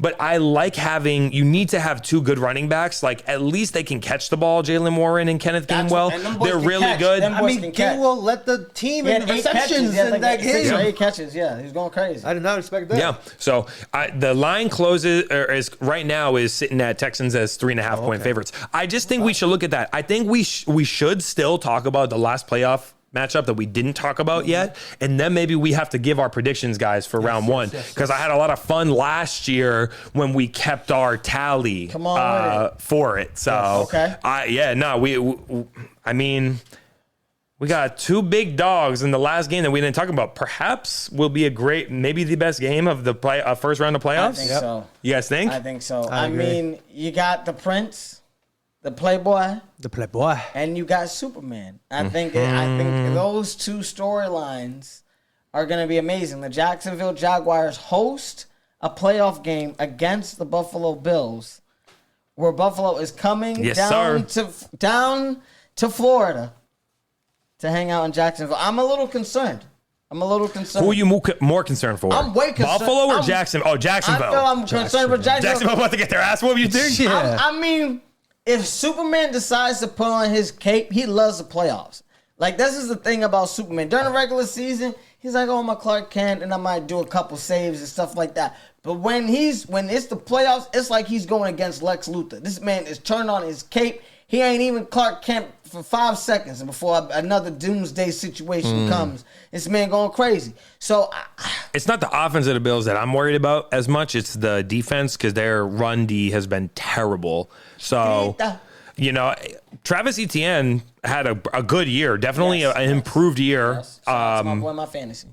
Great. Obviously, a little bit of a better receiver than a pure rusher, although he did have 1,100 or 1,200 yards this year. It was his best year so far, I think. So I think that it's going to be an interesting matchup, because Jacksonville been on a tear. They know how to put up points, and the Prince is Liam running. Cohen, man, huh? Duval. I did not expect this fool to do this, because Trevor Lawrence has been looking like the last month. If he played like that all year, that's MVP. He is MVP. I mean, he had spurts under Doug Peterson, but he just couldn't put it all together on a consistent basis. Because his bad plays, he would look so bad. Like Josh Allen's first couple years, he would make stupid mistakes, like trying to force it downfield or doing dumb scrambles. And you're like, what are you smoking crack before you came onto the field? I'm so confused. So I think this is an interesting game, because I think Buffalo knows what it's like to have a guy like Josh Allen, who's erratic and also amazing. And I don't think Jacksonville has enough experience yet. They play this next year, Jacksonville takes this. This year, I think Buffalo got it. I think and Josh Allen, this is your year. If you don't do it this year, what do you like, bro? Mahomes not here. Mahomes not here. Chiefs not here. Lamar ain't here. Burrow's not here. Yeah. The only person you gotta worry about, Drake May. Exactly. That's it. The only man you gotta fear, at the end of the day, I think, is in another division, and you see him in the Super Bowl, and that's Matthew Stafford. That's the only person you have to actually fear. Everybody else, fam, you could do this. Even though I'm my boy Bo, you can still do this. But yeah, I see Bo Nix and my boy Josh Allen going against each other for the next round. I think that'd be interesting. I think it doesn't because it goes like that, right? No. Or is it the other way? No. So the way that the seeding will work, right? So there's 7 seeds in each conference. Right. Denver's got the first seed, so they get a week off, and Seattle's got a first seed, so they get a week off. The highest remaining seed, right, who wins will play the next highest remaining seed, whereas Denver will automatically get the lowest seed who advances, because they have the favorite. But I think there's a really great way that this will work out for my Pats. I would love to see it work this way. If Buffalo takes down Jacksonville and Pittsburgh takes down Houston, we'll host Pittsburgh. That would be I would love it. That would be an easy game if we get through the Chargers, and then we could play Pittsburgh and let Buffalo and Denver go beat each other up. Go play a tough game in Mile High, because we'll go into Mile High if we have to off of like a tough game versus Buffalo. And be all right, right? Or Buffalo has to come to Foxborough. Exactly. So I would love it. That's my ideal. But that's how it's going to work. So I think that there's a lot of interesting matchups that will come here. I do think I'm ready. We got to go through. I think we're going to have to pick here. Let's go. We're ready. I think we're going to have to. Are we ready? I think we got to pick here. We're going to start from AFC right here. Okay. We just talked about it. I'll go first. Game 1. Buffalo Jacks. Buffalo Jacks. I'm going Buffalo. Michael Jones. You're going to go Buffalo here. Yes. I want to look at right now. I want to look at the point spread. Really, I'm gonna give him a minute. I'm gonna let him give him. How about you, Camden? I'm thinking about it because while he's looking at. I would like to see the point spreads. I know he's gonna look at the point spread. Here's the thing. I really feel as though Jacksonville could win this game. I just can't put my money on Jacksonville right now. Right. It hurts hard not to. It's hard. Like, I just can't do it.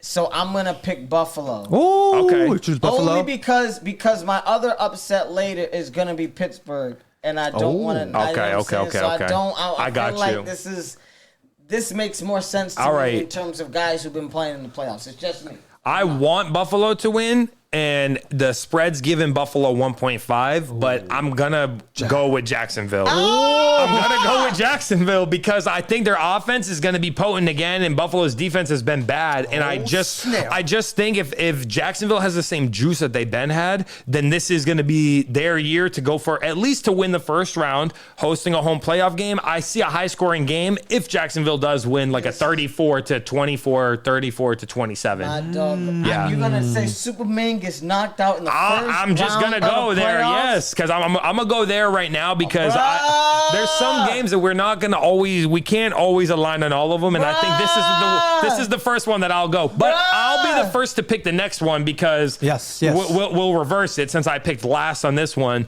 The Los Angeles Chargers are coming into Gillette Stadium, and I think New England is going to cover whatever spread we have on them. I don't know what the point spread is, but I'm going New England for sure. I just feel like they're a really sound team. Our special teams is good. Our defense is good. Our offense is good. The only team to have top 5 units in all the units for the whole year. And it's not like we have no one spectacular player besides our quarterback who had an amazing year. Come on with it. I think that we're just a better team overall, but the Chargers are a good team, and Herbert's a good quarterback. I just think we're a step ahead. Listen, Lock it in. I think Herbert's throwing 2 pickies, and New England's taking this bad boy. You see me with the panchi? You see me with the pancho? Gotta let y'all know. I mean, I feel like we're all in this one. Okay. I might have to go to the. We're in alignment. We're in alignment in this one. Are we gonna do the scoring though? You know what I'm saying? Did we do scoring last year, or did we do just winning last year? I mean, here's the thing: if we do scoring this year, I'm gonna say Buffalo sneaks this out. It's like 38-37. Damn. That's how close I think that game's gonna be. So I would not be surprised if Jacksonville covers the spread. That's just me. Yeah. But I still think Buffalo pulls it out. That would be a crazy game. 38. You know what I mean? I think it's gonna be closer than people think. That's just my opinion. I think it's gonna be a blowout in New England. Okay. Well, yes. 34-10. I got 34-27 for Jacksonville for the Buffalo. If you want to keep score, we can use it as we can use the scores as our tiebreakers. If we have like if at the end we tie at records, we can look at our scores to see, like, you know what I mean. For the Buffalo one, I'll go 24-10. And Sam is the reigning champion too, if I remember correctly from last year. Yes. I think Sam won by a game. Yes, he did. I think you had one more game right. Exactly. I went for too many underdogs last year. It happened. I called a lot of underdogs, but because I was too ballsy on like picking. Oh, I see what you know what I mean. I had a couple losses. Okay. So, but I will. That's why. Look, I took Jacksonville here. I'm gonna take another underdog too. What if I go like 32-10? 32-10. Really, 32-10. I'm gonna say a blowout. You're right. I'm saying 27-17. 27-17. Because the Patriots have been like a very like steady offense, but not necessarily like a 40-point offense. Okay. But I like that score. I like 24-13. Okay. Yeah. I like that too. I like that too. Yeah. I like that too. It takes them a minute to put up some points for a while. All right, Camden, you gonna lead us on this one? I'm gonna lead y'all when it comes to this game. Now listen, okay? Aaron Rodgers has been in this league for a minute, okay? He had a situation where he was hurt. I feel as though the NFL really wanted him to go out on a high note. I don't think just making the playoffs is the only thing he's gonna do. I think my brother CJ Stroud, I think you've been 2 up, you've been 2 down. I think they're gonna say, you know what? Let's give it to Pittsburgh. I'm picking Pittsburgh. Wow, what you got for a score? What's the score? 20-6. Oh, wow. Damn, it's like the other way around. Low. 20-6. I think it's low. I think it's run. You want me to go YBK? Because I know where I'm going. Come on, I'm going Pittsburgh 23-19. Woo! Run it. I think that it's a good game. 23-19? Yeah, 23-19. I think it's like a lot of field goals kicked in the game, but the offenses move like enough to get some field goals. And I think I'm just leaning Pittsburgh because Houston was the team last year that I felt was the underdog that would win, and they had a great first round game against the Chargers, picked off Herbert like four times or something. I just think Aaron Rodgers is smart enough. Maybe it's not going to be a potent offensive attack, but he's smart enough to not give the ball away, right? He's got, and this is it. I think one playoff win is what he'll get, and that's it. I think go out in the summer, one playoff win, I think would be. I would feel more confident in Houston if their offense was better this year, but their offense hasn't been good this year, so. I think Houston's defense is like an A minus right now, maybe even I'll give it an A. I'll give it A plus. But I think Pittsburgh's defense is like A minus, B plus. So I don't think it's as good not nearly as good as Houston, but I think CJ Stroud is like, yo, these dudes are big, and I think them getting bullied.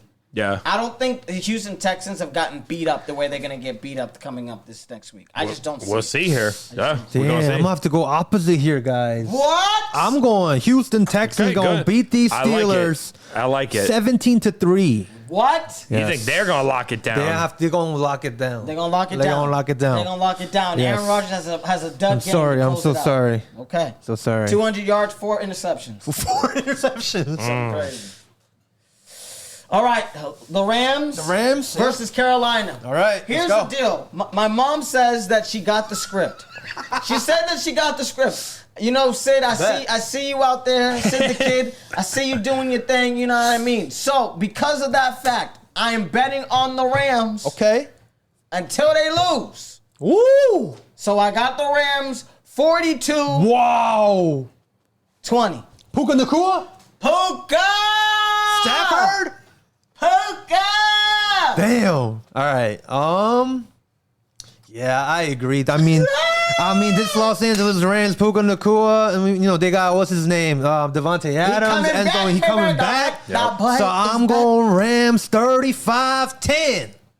35-10. 10. 35-10. They're going to be dominant. 10 on them suckers. 35-10. Michael Jones. I'm going to go Rams on this one because they're a heavy favorite. Yeah. I don't think they're going to lose twice to Carolina, who's a losing record this year, but did beat the Rams a few weeks back in a great game. That was their Super Bowl. I'm gonna go 27-17 Rams. Okay.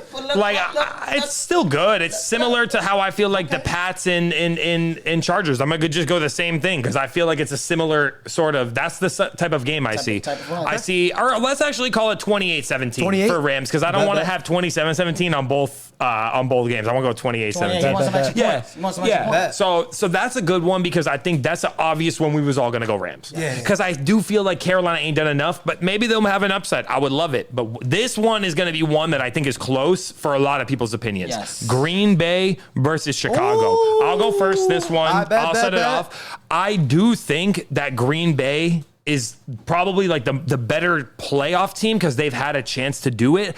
I just am trusting Chicago more right now, so I'm going Chicago. Okay. That's going what my Bears. intuition is going. I'm going to say the final score will be 25-18. Oh, damn. I think it's weird. A weird type of score. Yeah, like I mean, it's like I'm seeing. That's just what I'm going. That's what I'm projecting. I asked for the data from the homie. He said the model says 25-18. I said okay. We'll like take it. I mean, I can't go against the numbers, but I don't know. Caleb Williams scared me a little bit. He be making crazy plays, but then can't make a simple throw. He like makes the craziest completions on a crazy scramble, but then can't hit someone for like a more routine like go through my reads. That's what I'm saying. And I think at the end of the day, that's what's going to hurt him. I'm picking Green Bay 31-20. 31-20. So you going Jordan Love 3 touchdowns? I don't know if it's Jordan Love, Okay. Malik Davis, or they got to call Michael John to come in and throw some of these touchies. LaFleur's going to make it pop. So I'll shout out to my boy. Even though Jordan Love, if you fail me this year and you come out this game with another concussion, I'm never picking you in fantasy ever again. Just letting you know that now. Never again. I am going to go the lower seed. Green Bay is going to beat the Chicago Bears Oh, with your boy. 21-17. 14. 20. I like that. Very like, you know. Very light one. one. Very light team. This Very light it's that team. sort of game. Very light I team. feel like Very it's light that team. it's that sort of game right now. Very light team. Okay. And then it leaves us with only one more game The for final wild wild card weekend. Yeah. Yes, sir. The final San Francisco 49ers versus the Philadelphia Eagles, baby. We going Philadelphia Eagles going to whoop them ass 34-14. Let's go, everybody. Bang. We going to see the offense that we never seen in this regular season Okay. emerge in the playoffs. I feel as though I'm going to get beat up. Oh no. Oh, I no. feel as though I'm going to get hurt. Oh, no. Because Oh, no. I understand this last game that we saw, San Francisco and Seattle. I feel like we saw juggernauts. We saw two guys who knew each other very well and that really played a defensive scheme. But I don't think San Francisco is out of the race yet. I'm thinking 28-24. Whoa. San Francisco. San Francisco? I hate to say that. I just feel Man. I think now this is the year where Patullo really just didn't put it all He together. gets and exposed. he gets No exposed. more. That's just Fire how I him. feel. Oh, I'm man. hoping that doesn't happen. It'd be Yeah. great to be wrong, but I'm just feeling it. Okay. Yeah. Okay. I recall the Philadelphia Eagles going to the playoffs last year and doing pretty good. And I remember they played the Green Bay Packers, right? And they held the Green Bay Packers to like 10, 13 points or something. Like, it was a really good defensive showing. I do think the defense is going to play really hard this game. This is where I'm a little split. Head and heart, like head and gut. I see. Because my head's telling me it's Philadelphia and my gut's telling me to go with San Francisco. But, now that we've discussed the facts and we've left it there, I'm going to go defending champions are going to make it out the first round. It's going to be 23-21. Okay. A close You think game. it's gonna be close? It's one of those. I think it's It's going to gonna be be a close. close game. I think that it is. You'll see a couple touchdowns from San Fran because the offense is good enough to move it. I just don't have it in me to expel them from the tournament yet. The reigning crazy. champs. So run it. So Bowl champions. Let's get it. Wow. Yeah. Let's go. Wow. We got it. That's that was a big- game time decision for me. That was- I had to that hear was. your guys' input believe and be you. like, That damn, was a I had game to. time. Buzzer beater. I really don't want to go against Philly. I just hate Patullo. I just don't trust him. The at end of offensive the play day. calling And has been very suspect. And so that's where I'm like, bro, you go against Robert Saleh, which is a great defensive team, and you say, hey, you know what? I'm gonna let you know, McCaffrey, you're not running none of these balls. You're gonna fake and you're gonna wide out every single time, and you're gonna be my little dump off. My choice, choice route. My choice route, whatever you want, just get open. Yeah. I feel like it's gonna be something where we ain't gonna be used to. Like that's all. That's the only thing I'm worried about Philly, because you want to take away their front four, and the best way to take away their front four is make them suckers move. So we'll see what happens. It should be an interesting weekend. I'm really, really excited. I mean, but we do have some other business that we need to talk about in terms of awards. Yeah, you're right. We have a little bit. There's some hardware that's good. good. The voters is getting ready to give some hardware out. We got still a little meat on the bone. You know what I mean? Before we wrapping up. Yeah. Yep. Yes, First, we we're gonna talk about defensive player of the year. Because we know who we're gonna win it. That's why we gonna Let's get it out the way, I mean, he y'all. got the record. Let's get it out the way, y'all. Mr. Miles Garrett Yep. is the reigning sack record. Yep. He's got 23 sacks to surpass Michael Strahan's record of 22.5, which was tied subsequently by TJ Watt at 22.5. We got a new record holder. Crazy. Yeah, give him the award. He's a beast, and Yeah. the Browns better hope that they can get something going. Number one. I agree. Now, Yeah, easy. Hands down. easy money. Now, offensive player of the year. Now we talking here. Now we we're can starting to get have a a little little. spicy. I'll have a little conversation We can about talk this a little one bit here. about that. I just want, you know what I'm saying? We got a little meat on the bone still, so I want to let people know what's up. Yup. Offensive APOI. Okay? You got two men. I think it's a two-man race at the end of the day. One reigns in Seattle. Yup. JSN. Correct. The other is from where we at right now. Puka Nakua. Guys, looking at the numbers. Robbie K. Yes, sir. Can you break it down for the people? And can you let them know what the business is doing? It's a very close, in terms of stats here, we got a very close over here. We got JSN leading the NFL.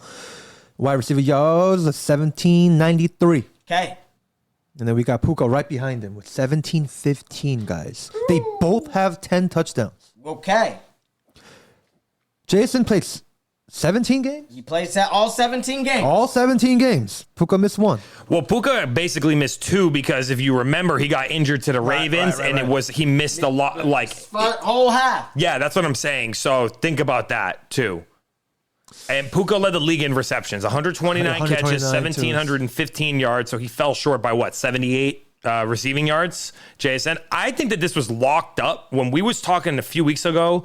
JSN, can he break 2,000? And we were like, he's going to fall short if he has one bad game. And then he had that one bad game because they lost to Carolina and he fell short.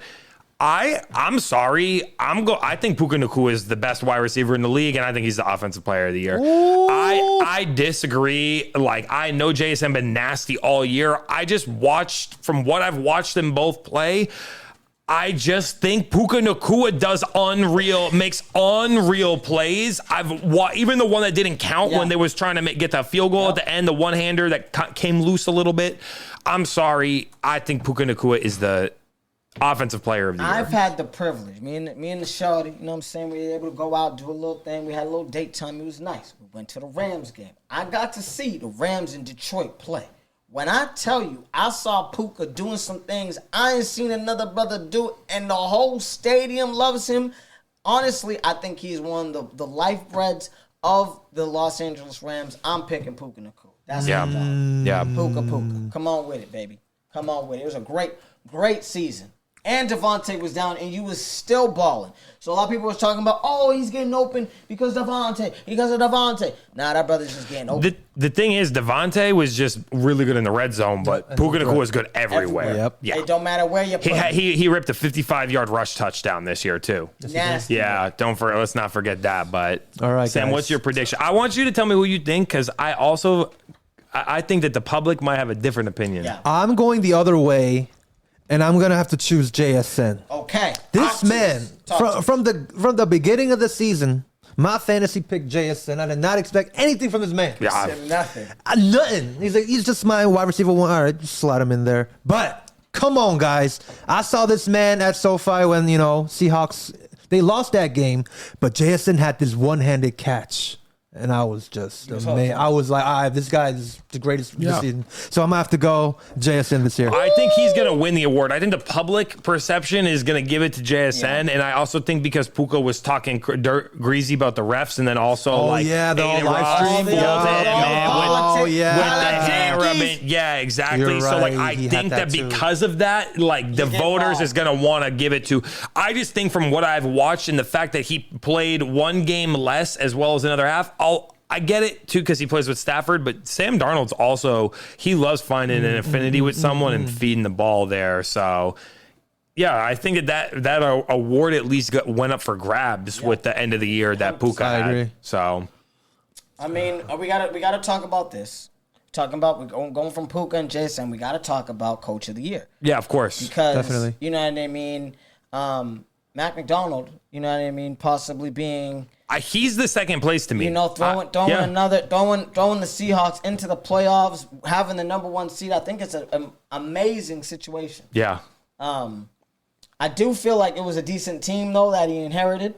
That's just me. I think Pete did a great job kind of getting a lot of the pieces together. So I don't think they was trash money when he got it. Yeah. But how do you feel? Well, the Patriots went from a 13-loss team to a 14-3 record. Come on! So that's, by that standard, I understand because Mike McDonald wasn't expected necessarily to be Coach of the Year. It was a bit unexpected because the Seahawks were a long shot to win the division. I think it was an even longer shot for the Patriots. Come on! To turn it around that quick. And I like the way that Vrabel has been a somewhat more of a player coach because in Tennessee he was kind of known as a hard nose 100%. And eventually it ran him out once they started not winning as many games and people didn't like him no more because when they was winning the games and that was making playoff runs, improbable playoff runs, people were fine with it. Right. But he kind of adapted to the players, and I love the way that the team gravitates around him, and I like the way they play the game. I think our talent is I think the talent on the defense side for Seattle, and you highlighted the offensive weapons earlier, I just think it was more established pieces that's why I would lean toward Vrabel, but I'll give Mike McDonald, Mr. Mikey Mack, a close second place vote for there. I think Mac did an amazing job. I'm really proud of him. I think turning that team out of, to win your division was great. Ain't nobody, okay? Your boy, your mans, okay? I had the Patriots winning 9 games this year. I was like, oh, let me put my couple dollars on 9 games. I wouldn't even think about winning the division. Wouldn't even smell it, bruh. And I'm watching this improbable week to week, month to month. The team is continuity. Stephon is coming alive. We were concerned about Stephon being a toxic trait to the league, to the team. He's running it. Him and Cardi B. Opposite. Him and Cardi B running the show. Yeah, I will say this is the one knock. If you're going to look at the argument, is that the Seahawks play in a tougher division, so they've had a tougher schedule, and the Patriots have played easy. But I keep hearing that, and it's like, listen, you play who you play. Right. I play the schedule in front of me, so. That's it. Like, judge me how we do from exactly. So if you play in the same division as the Jets, you're going to play a team automatically that has a terrible win-loss record. And then Mike McDonald as well, or not Mike McDonald. Vrabel. From the Miami. It's our other homie. You feel me? Because. We have two. Mike McDaniels. Yeah, McDaniels, bro. Like, we got it's not a good team. We have a low. Okay, that's like those games right there that are bad. And if you look at some of the head-to-heads, you could be a good team and lose to a bad team, so it doesn't matter. I'm gonna give it to Mikey V. Okay. Mikey V, but it's the battle of Mike McDonald and Mike Vrabel. I love it. That's really what it boils down to. Who are you leaning, Sam? I'm gonna have to lean towards you guys a little bit. You know what I'm saying? The Patriots coming off last season. Come on, rebuild. You know what I mean? We didn't expect anything from y'all squad. And 14-3, what? I'd say it's almost for 1 seed. You know what I'm saying? It's still tied with Denver. With the 1 seed. Yeah, so you guys are still chilling. So I feel like Vrabel definitely deserves some respect. Definitely. 1,000%. Yes. 1,000%. Definitely. Yeah, it's a fun turnaround. Very fun. What about comeback player of the year? Have you guys thought about that one? Because I was thinking about, a lot of times they give it to someone who came off injury. And I know people were joking, maybe Phillip Rivers, but he didn't do enough because he just played a few weeks. Aiden Hutchinson came back, but he didn't have a great year after he injured himself for Detroit, and they fell short. So it's hard to put him up there. I wonder if we put a Trevor Lawrence up there. Hey, Travis Etienne had a really improved year too. But I wonder would Trevor be eligible? Did he have an injury last year? No, I mean, comeback player of the year is just described as someone who wasn't doing good, maybe too. It doesn't have to be an injury. You know what I mean? That's a great question. What about Chris Olave? Olave is the favorite now to win it. I was thinking, he had those concussions last year. He kind of balled out this year. I don't think there's been an actual guy that's really taken a crazy leap. Like a leap, yeah. Yeah. Well, I don't know. Maybe there's a quarterback who plays for a 14-win team who's taking a pretty big leap. I'm just saying. I guess we'll get to that in a later section that we talk about. That might be something. You're right, though, but Olave, bro, kind of locked in because if you drafted him in fantasy football, you got a great price on him because it was late because he was with the injuries and also the unsure quarterback play. But then all of a sudden, once Tyler Show went in, actually, him and Olave had a good affinity. Yeah. Shout out Olave. You're right. I think I gotta give my vote to Olave too. You're right. Just because Aiden really didn't, in my opinion, I think if Detroit made the playoffs, I feel like it would have been a different story for me. Yeah. But I think Chris with the concussions, I think it's just a good feel-good story. And he 1,200 yards receiving, I think this year, 100 catches or something. That's great year. Touchdowns. Well. Yeah, that's a great year. All right. That's his best career highs. It is. Yeah. It is. Olave? Yeah. So I guess that's an Olave across the board. Across the board, yeah. We have the biggest. The biggest. The baddest. The best. The best. The greatest award in the history of the National Football League. The MVP. Now, there's a lot of people that you could talk about. The JSNs. helping his team, you know what I mean? Teaching Sam Darnold to be great. You got Myles Garrett. Shout out to him, getting the sack record. You didn't, you know what I mean, 18 games, 17 games. You know what I'm saying? It is what it is, Papa. You know what I'm saying? Papa. However, there's only 2 men Yeah, that comes down to. that we even think about when it comes to this race. And these 2 men might be, I think, one of them, probably the future, and the other was the past. Still got a couple more years left, but I think he's, you know what I mean, he's letting them know, hey, I still got it. Matthew Stafford from the Los Angeles Rams and Drake May from the New England Patriots. Guys, you already know where I'm going. You already know what I'm saying. It's Drake May. Now, I think he's going to get robbed, but I'm still sticking to Drake May because I think the turnaround in that season was unbelievable. So, I feel bad that I know I feel like he's going to lose this MVP, even though he deserves it. I'm scared for him, too. How do we feel? How do we feel? Because I feel like he truly deserves it this year. I feel like you had Stafford. You're coming off of, you were a playoff winning team last year. You did pretty well. You got another receiver. The receivers that you got, one of them's going to win the OPOY. We did it with nothing. That's true. We did it with nothing. Stephon, Booty, Hollins, Hunter, Hooper, Pop Douglas. You're right. Williams is catching 1 ball a game. Kyle Williams is catching 1 ball a game. It's for 42 yards and a touchdown. But that's it. Yeah. You're right. Perfect dime over the shoulder. I'm just saying. Brothers is going in for 1 play and catching touchdowns from your boy. That's just you know what I'm saying?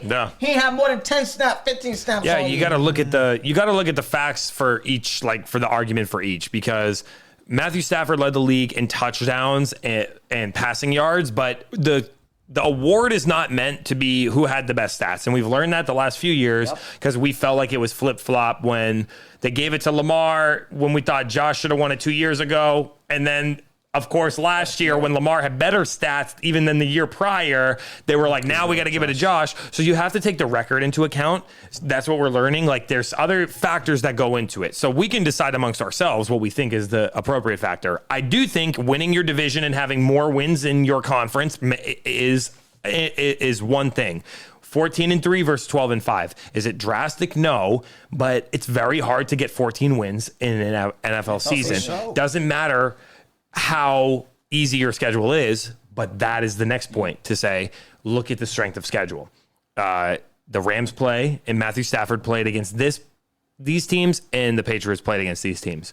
So that's something to take into account. How much do we weigh that factor is the strength of schedule? Me personally, I don't know. I mean, I see us beating the teams that were bad that some of the Rams losses to, for example, the Atlanta Falcons and the Carolina Panthers, who we absolutely waxed at Gillette. Business. That's what I'm saying. So, like, I would say, like, the strength of schedule is it's a part of it, but I don't think it's that heavy of a factor. What do you guys think? I don't think it's that heavy of a factor. I don't think strength of schedule is a factor. I think your strength of the defenses that you faced is a factor. Because if I'm playing Swiss cheese every single weekend, easily I'm going to put up 42 touchdowns, 10 interceptions, X, 1, and 3. But if I'm playing against top 10 defenses throughout the entire year, and I might be falling short here and there, but I'm still winning 14 games, in my opinion, I'm picking the dude that played the toughest defenses, not the guy who had the best win records in terms of teams. That's just my opinion. Yeah. So, I don't know. YBK, what do you think? I do kind of agree with like Mikey, where it's like strength of schedule is there. Like the reigning champions, like I saw, like, you know, they get a tougher schedule compared to the other teams that didn't make playoffs. But still, at the end of the day, this is still football, you know what I mean? It's like, don't tell me, like, don't discredit me because I had an easier schedule and I had this many wins and this guy had X many wins because he had a harder schedule. Like, nah. It's like being like... Well, then let's look back at this fact. The fact that there's only one repeat division champion this year. One. And you know who it is? The defending champions. Every other division winner is a new division winner. So even if you're given a so-called harder strength of schedule, it's just based on the previous thing. So I get it. Like, theoretically, yes, you're supposed to give, like, if you're the Super Bowl winner, you're not going to give give no breaks, and you also get the last pick in the draft. Right. Let's look at this. I think there's another factor that meshes well with strength of schedule that offsets it. How about what weapons and your team that your team has? You talked about it earlier. So let's go. Let's look one by one. Stephon Diggs versus Puka Nacua. I'm sorry, but like you're talking about OPOY or second place OPOY and a 31-year-old who's coming off of an ACL tear who had a good year. He still made 1,000 yards. So he's overperforming and he's doing great. Not Puka Nacua. I'm just sorry, right? And then number 2, we can figure out if you want to call it Booty or if we want to call it Hunter Henry, I guess, versus Devontae Adams because Devontae Adams missed like 4 games and still by far had led the league in touchdowns. Exactly. Because, you know, the stats can be inflated in some areas. How many rushing touchdowns versus passing touchdowns could you have had? Because how many short, goal and short did they go to the package where Devontae gets a 2-yard touchdown or what's a 1-yard touchdown? Look at how many touchdowns that he caught that was more than 20 yards. Yeah. Insane. And watch how many you're going to say, oh, well, a lot of those touchdowns that Matthew Stafford got is X amount. So it segues perfectly. Who led the league in average yards or air yards per attempt this season?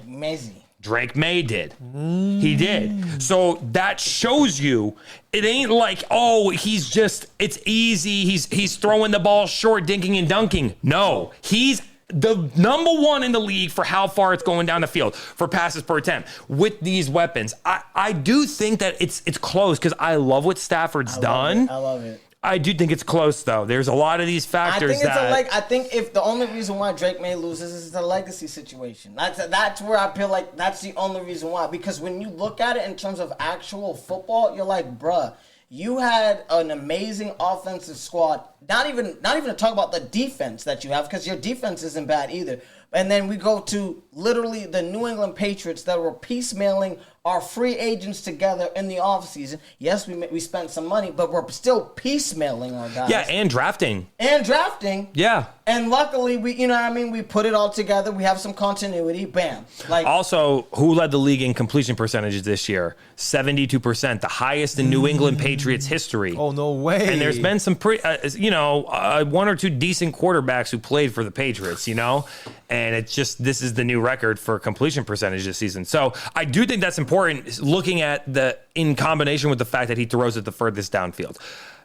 My last statistical difference between Drake May and Matthew Stafford that helps me to justify why I think Drake May is the MVP is that, yes, he lacks touchdown passes, right? I guess there's 2 areas. He lacks the touchdown passes. It's 30 to 47, 42. Or whatever. 42. How many 42. Touchdowns did? 42. Is it 42? 46. 46? Yeah, it's a little bit more. I was going to say, because there is a difference. It's a bit of a difference. So 31 for Drake May and 46. So a 15 touchdown difference. 100 more pass attempts this year or let's see how many. 105 more pass attempts for Matthew Stafford this year.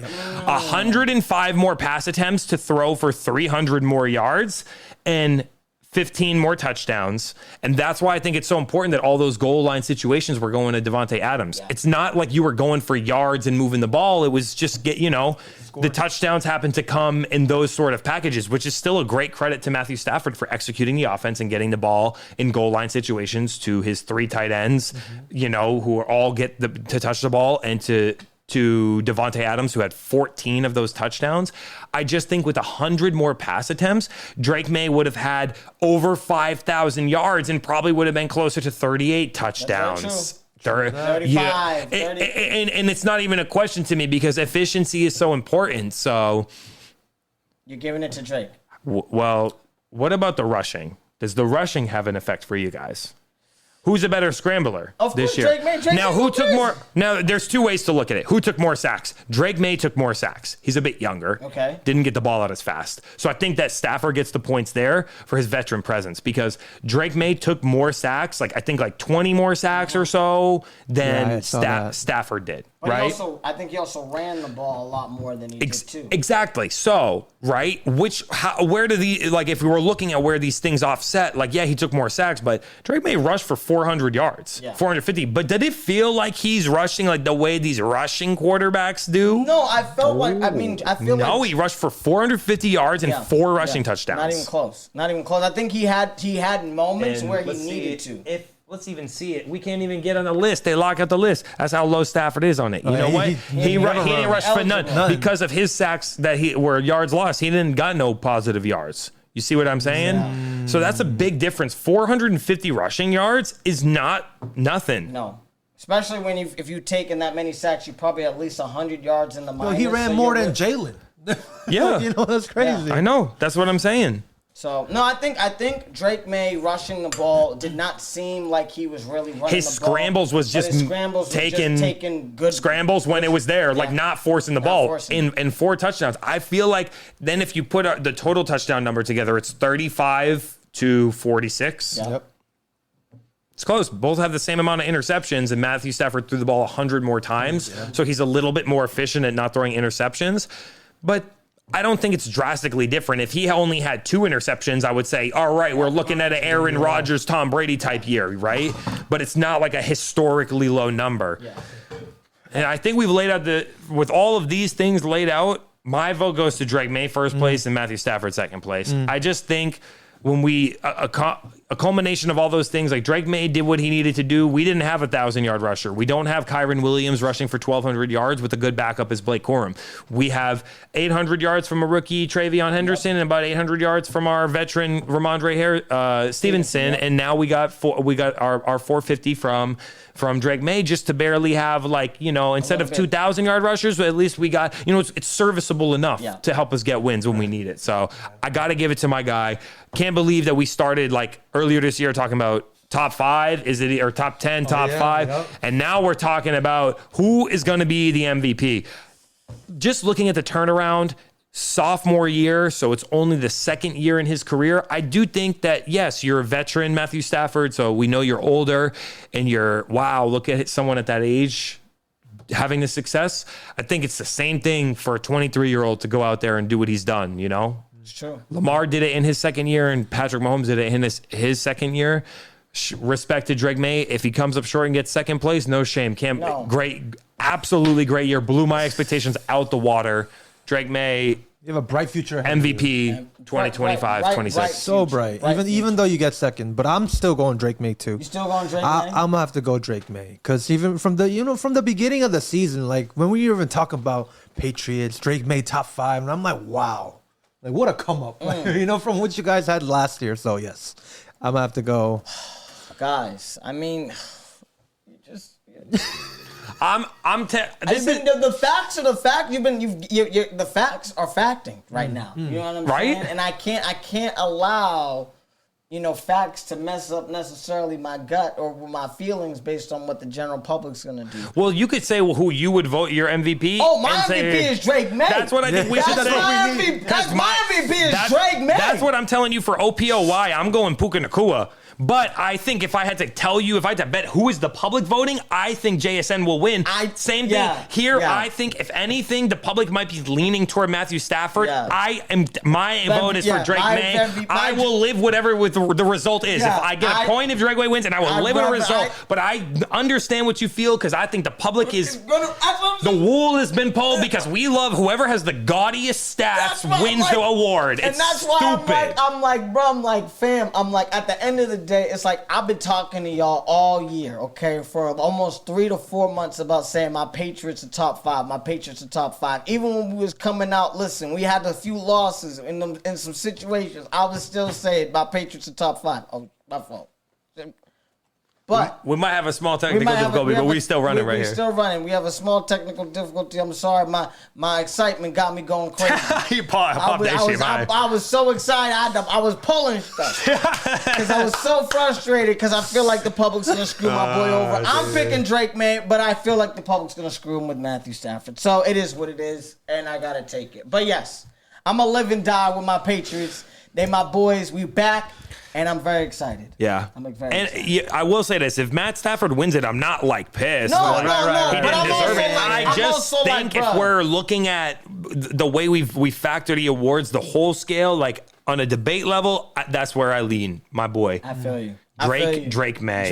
Drake May. I mean, that's the dog right there. So he's played so unbelievable. I think it's one of the biggest turnarounds in terms of a QB development that I've ever seen. Josh McDaniels, shout out to you. Greatest offensive coordinator in Patriots history. If they had an offensive coordinator or defensive coordinator of the year award, that mugger would have won the offensive coordinator of the year. But I will say this, if Stafford win the MVP, it really cements his Hall of Fame resume because he already is a Hall of Famer. Right. But the MVP is the cherry on top. Yeah. Got my award. Yeah, you got my award. Got his chip. He's all right. Exactly. Yeah. Oh man, guys, it has been an amazing episode in this new That was year. a fast 2 hours, y'all. Oh my I ain't gonna gosh. lie. That was a fast 2 hours. I can't believe it's been 2 hours. Shout out to y'all. I'm telling you, it's been crazy. And I mean, with this new year comes new blessings. And I heard from a little birdie that there was some blessings that got bestowed, on some of the MSD crew. Now, I know we usually talk sports here. I know usually we just talking about, the things that are happening in terms of, the Lakers, the Patriots, things like that. However, the boys to my left got a little something called Next Pull that they've been doing. And it's been fun. I've been watching vicariously. It's been fun. I've been in the background watching a little bit of their stuff. But over the holiday season, there was a little bit of Christmas miracle, if you want to talk. Michael, you want to take it from there? Of course. Well, first, shout out to everyone. I hope everyone had a great holiday season, whether you celebrate Christmas, Hanukkah, Kwanzaa, whatever you celebrate. If you don't celebrate nothing, peace and love to y'all and prosperity for the new year. We've been working on our channel.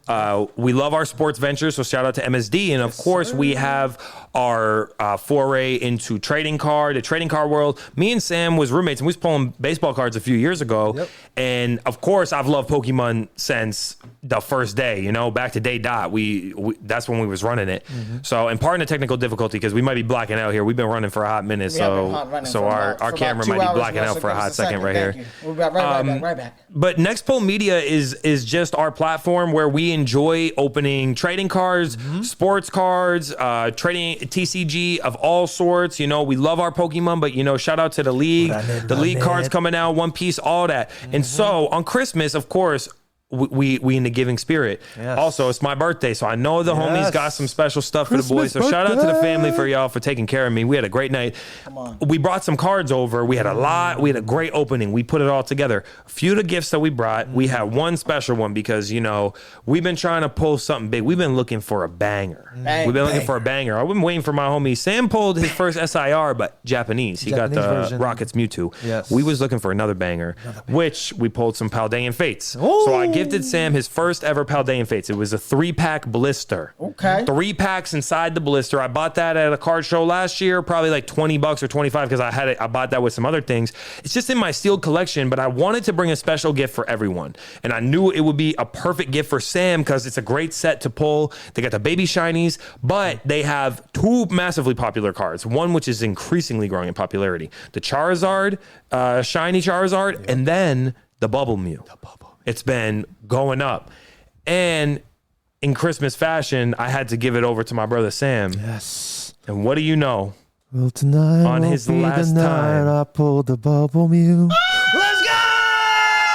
Pulled the banger! We pulled a banger! Bubble Mew! And shout out to my brother YBK because we've pulled some autos out of boxes where you get guaranteed autos, right? Yep. And we've pulled numbered cards out of sports boxes where you get a guaranteed number card, right? A serialized card. However, Pokemon is different.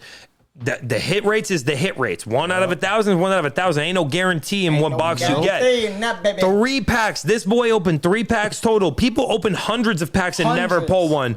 And he's got himself a modern grail, if I might say. So shout out, thank you for the plug, because that was a great moment. And if y'all haven't seen it, you can check it out on Next Pull Media, which is live on YouTube and Instagram primarily. And of course, y'all got a plug to my homie YBK Up in Here's TikTok. YBK Up in Here. 100%. You can find us also on Instagram as well. And you can find the content on my page as well, which is my full name, Michael John DeStefano. You already know we got a lot of platforms that we're supporting. And And at the same time, while we're plugging, you go check my page out or my homie Camden, Mr. Club Paradise, or Michael John DeStefano, because we dropped something light for the new year, just a little video. I'm very proud and always have a pleasure of making music. So shout out to Zany because he helps. One of the best engineers, always got a clean sound. Love the way he puts his visuals together as well. He is part of his visuals. We thank him. A great inspiration for me when I'm making the video is my homies who are creative like that and who've set the bar high for me. So I love it. And shout out to Camden for a great setup and all the work it went into filming our video, that we self-sufficient, making our own beats, recording our own vocals, making it and put a video out. We would love y'all to go run it up. So you can go to our page to find it. Yes, on me, head up baby. to the IG, baby. And it's going to be on YouTube pretty soon. We're going to get it cracking. Yeah. But I'm so grateful, you know what I mean, just to be, on this stage with you, to be able to share this passion with you guys. This podcast is amazing. I love MSD. And I just love that we're all building something great. And I think, you know what I mean, in your own personal life, guys, the viewers, the listeners that come here, have something with your friends. Because it makes life so much easier. It's nice when we can get on the phone and talk. It's nice when we can have our own little, our podcast. It's nice when we can have our own little platforms because we really try to push each other and we really have fun doing it. So I'm really grateful for you guys. I'm grateful for what you guys do. Shout out to my boy YBK up in here who is able to pull something amazing. I know he's going to keep pulling amazing things. So, you already know. But do you want to wrap us up? Yeah, send us off, big dog. Yes, sir. Let's get it. RCR Presents MSD Sports. My name is Sam. You can find me at YBK up in here. We got Mikey over here. You can find him at Michael John DeStefano. We got Camden over here. You can find him at Mr. Club Paradise. Come on. Don't forget about that. And you can find us, MSD Sports, at RCR MSD Sports. We're on Facebook, Instagram, YouTube, TikTok, you name it. And we'll see you guys in the next one. Peace. Let's go. Happy New Year. Happy New Year.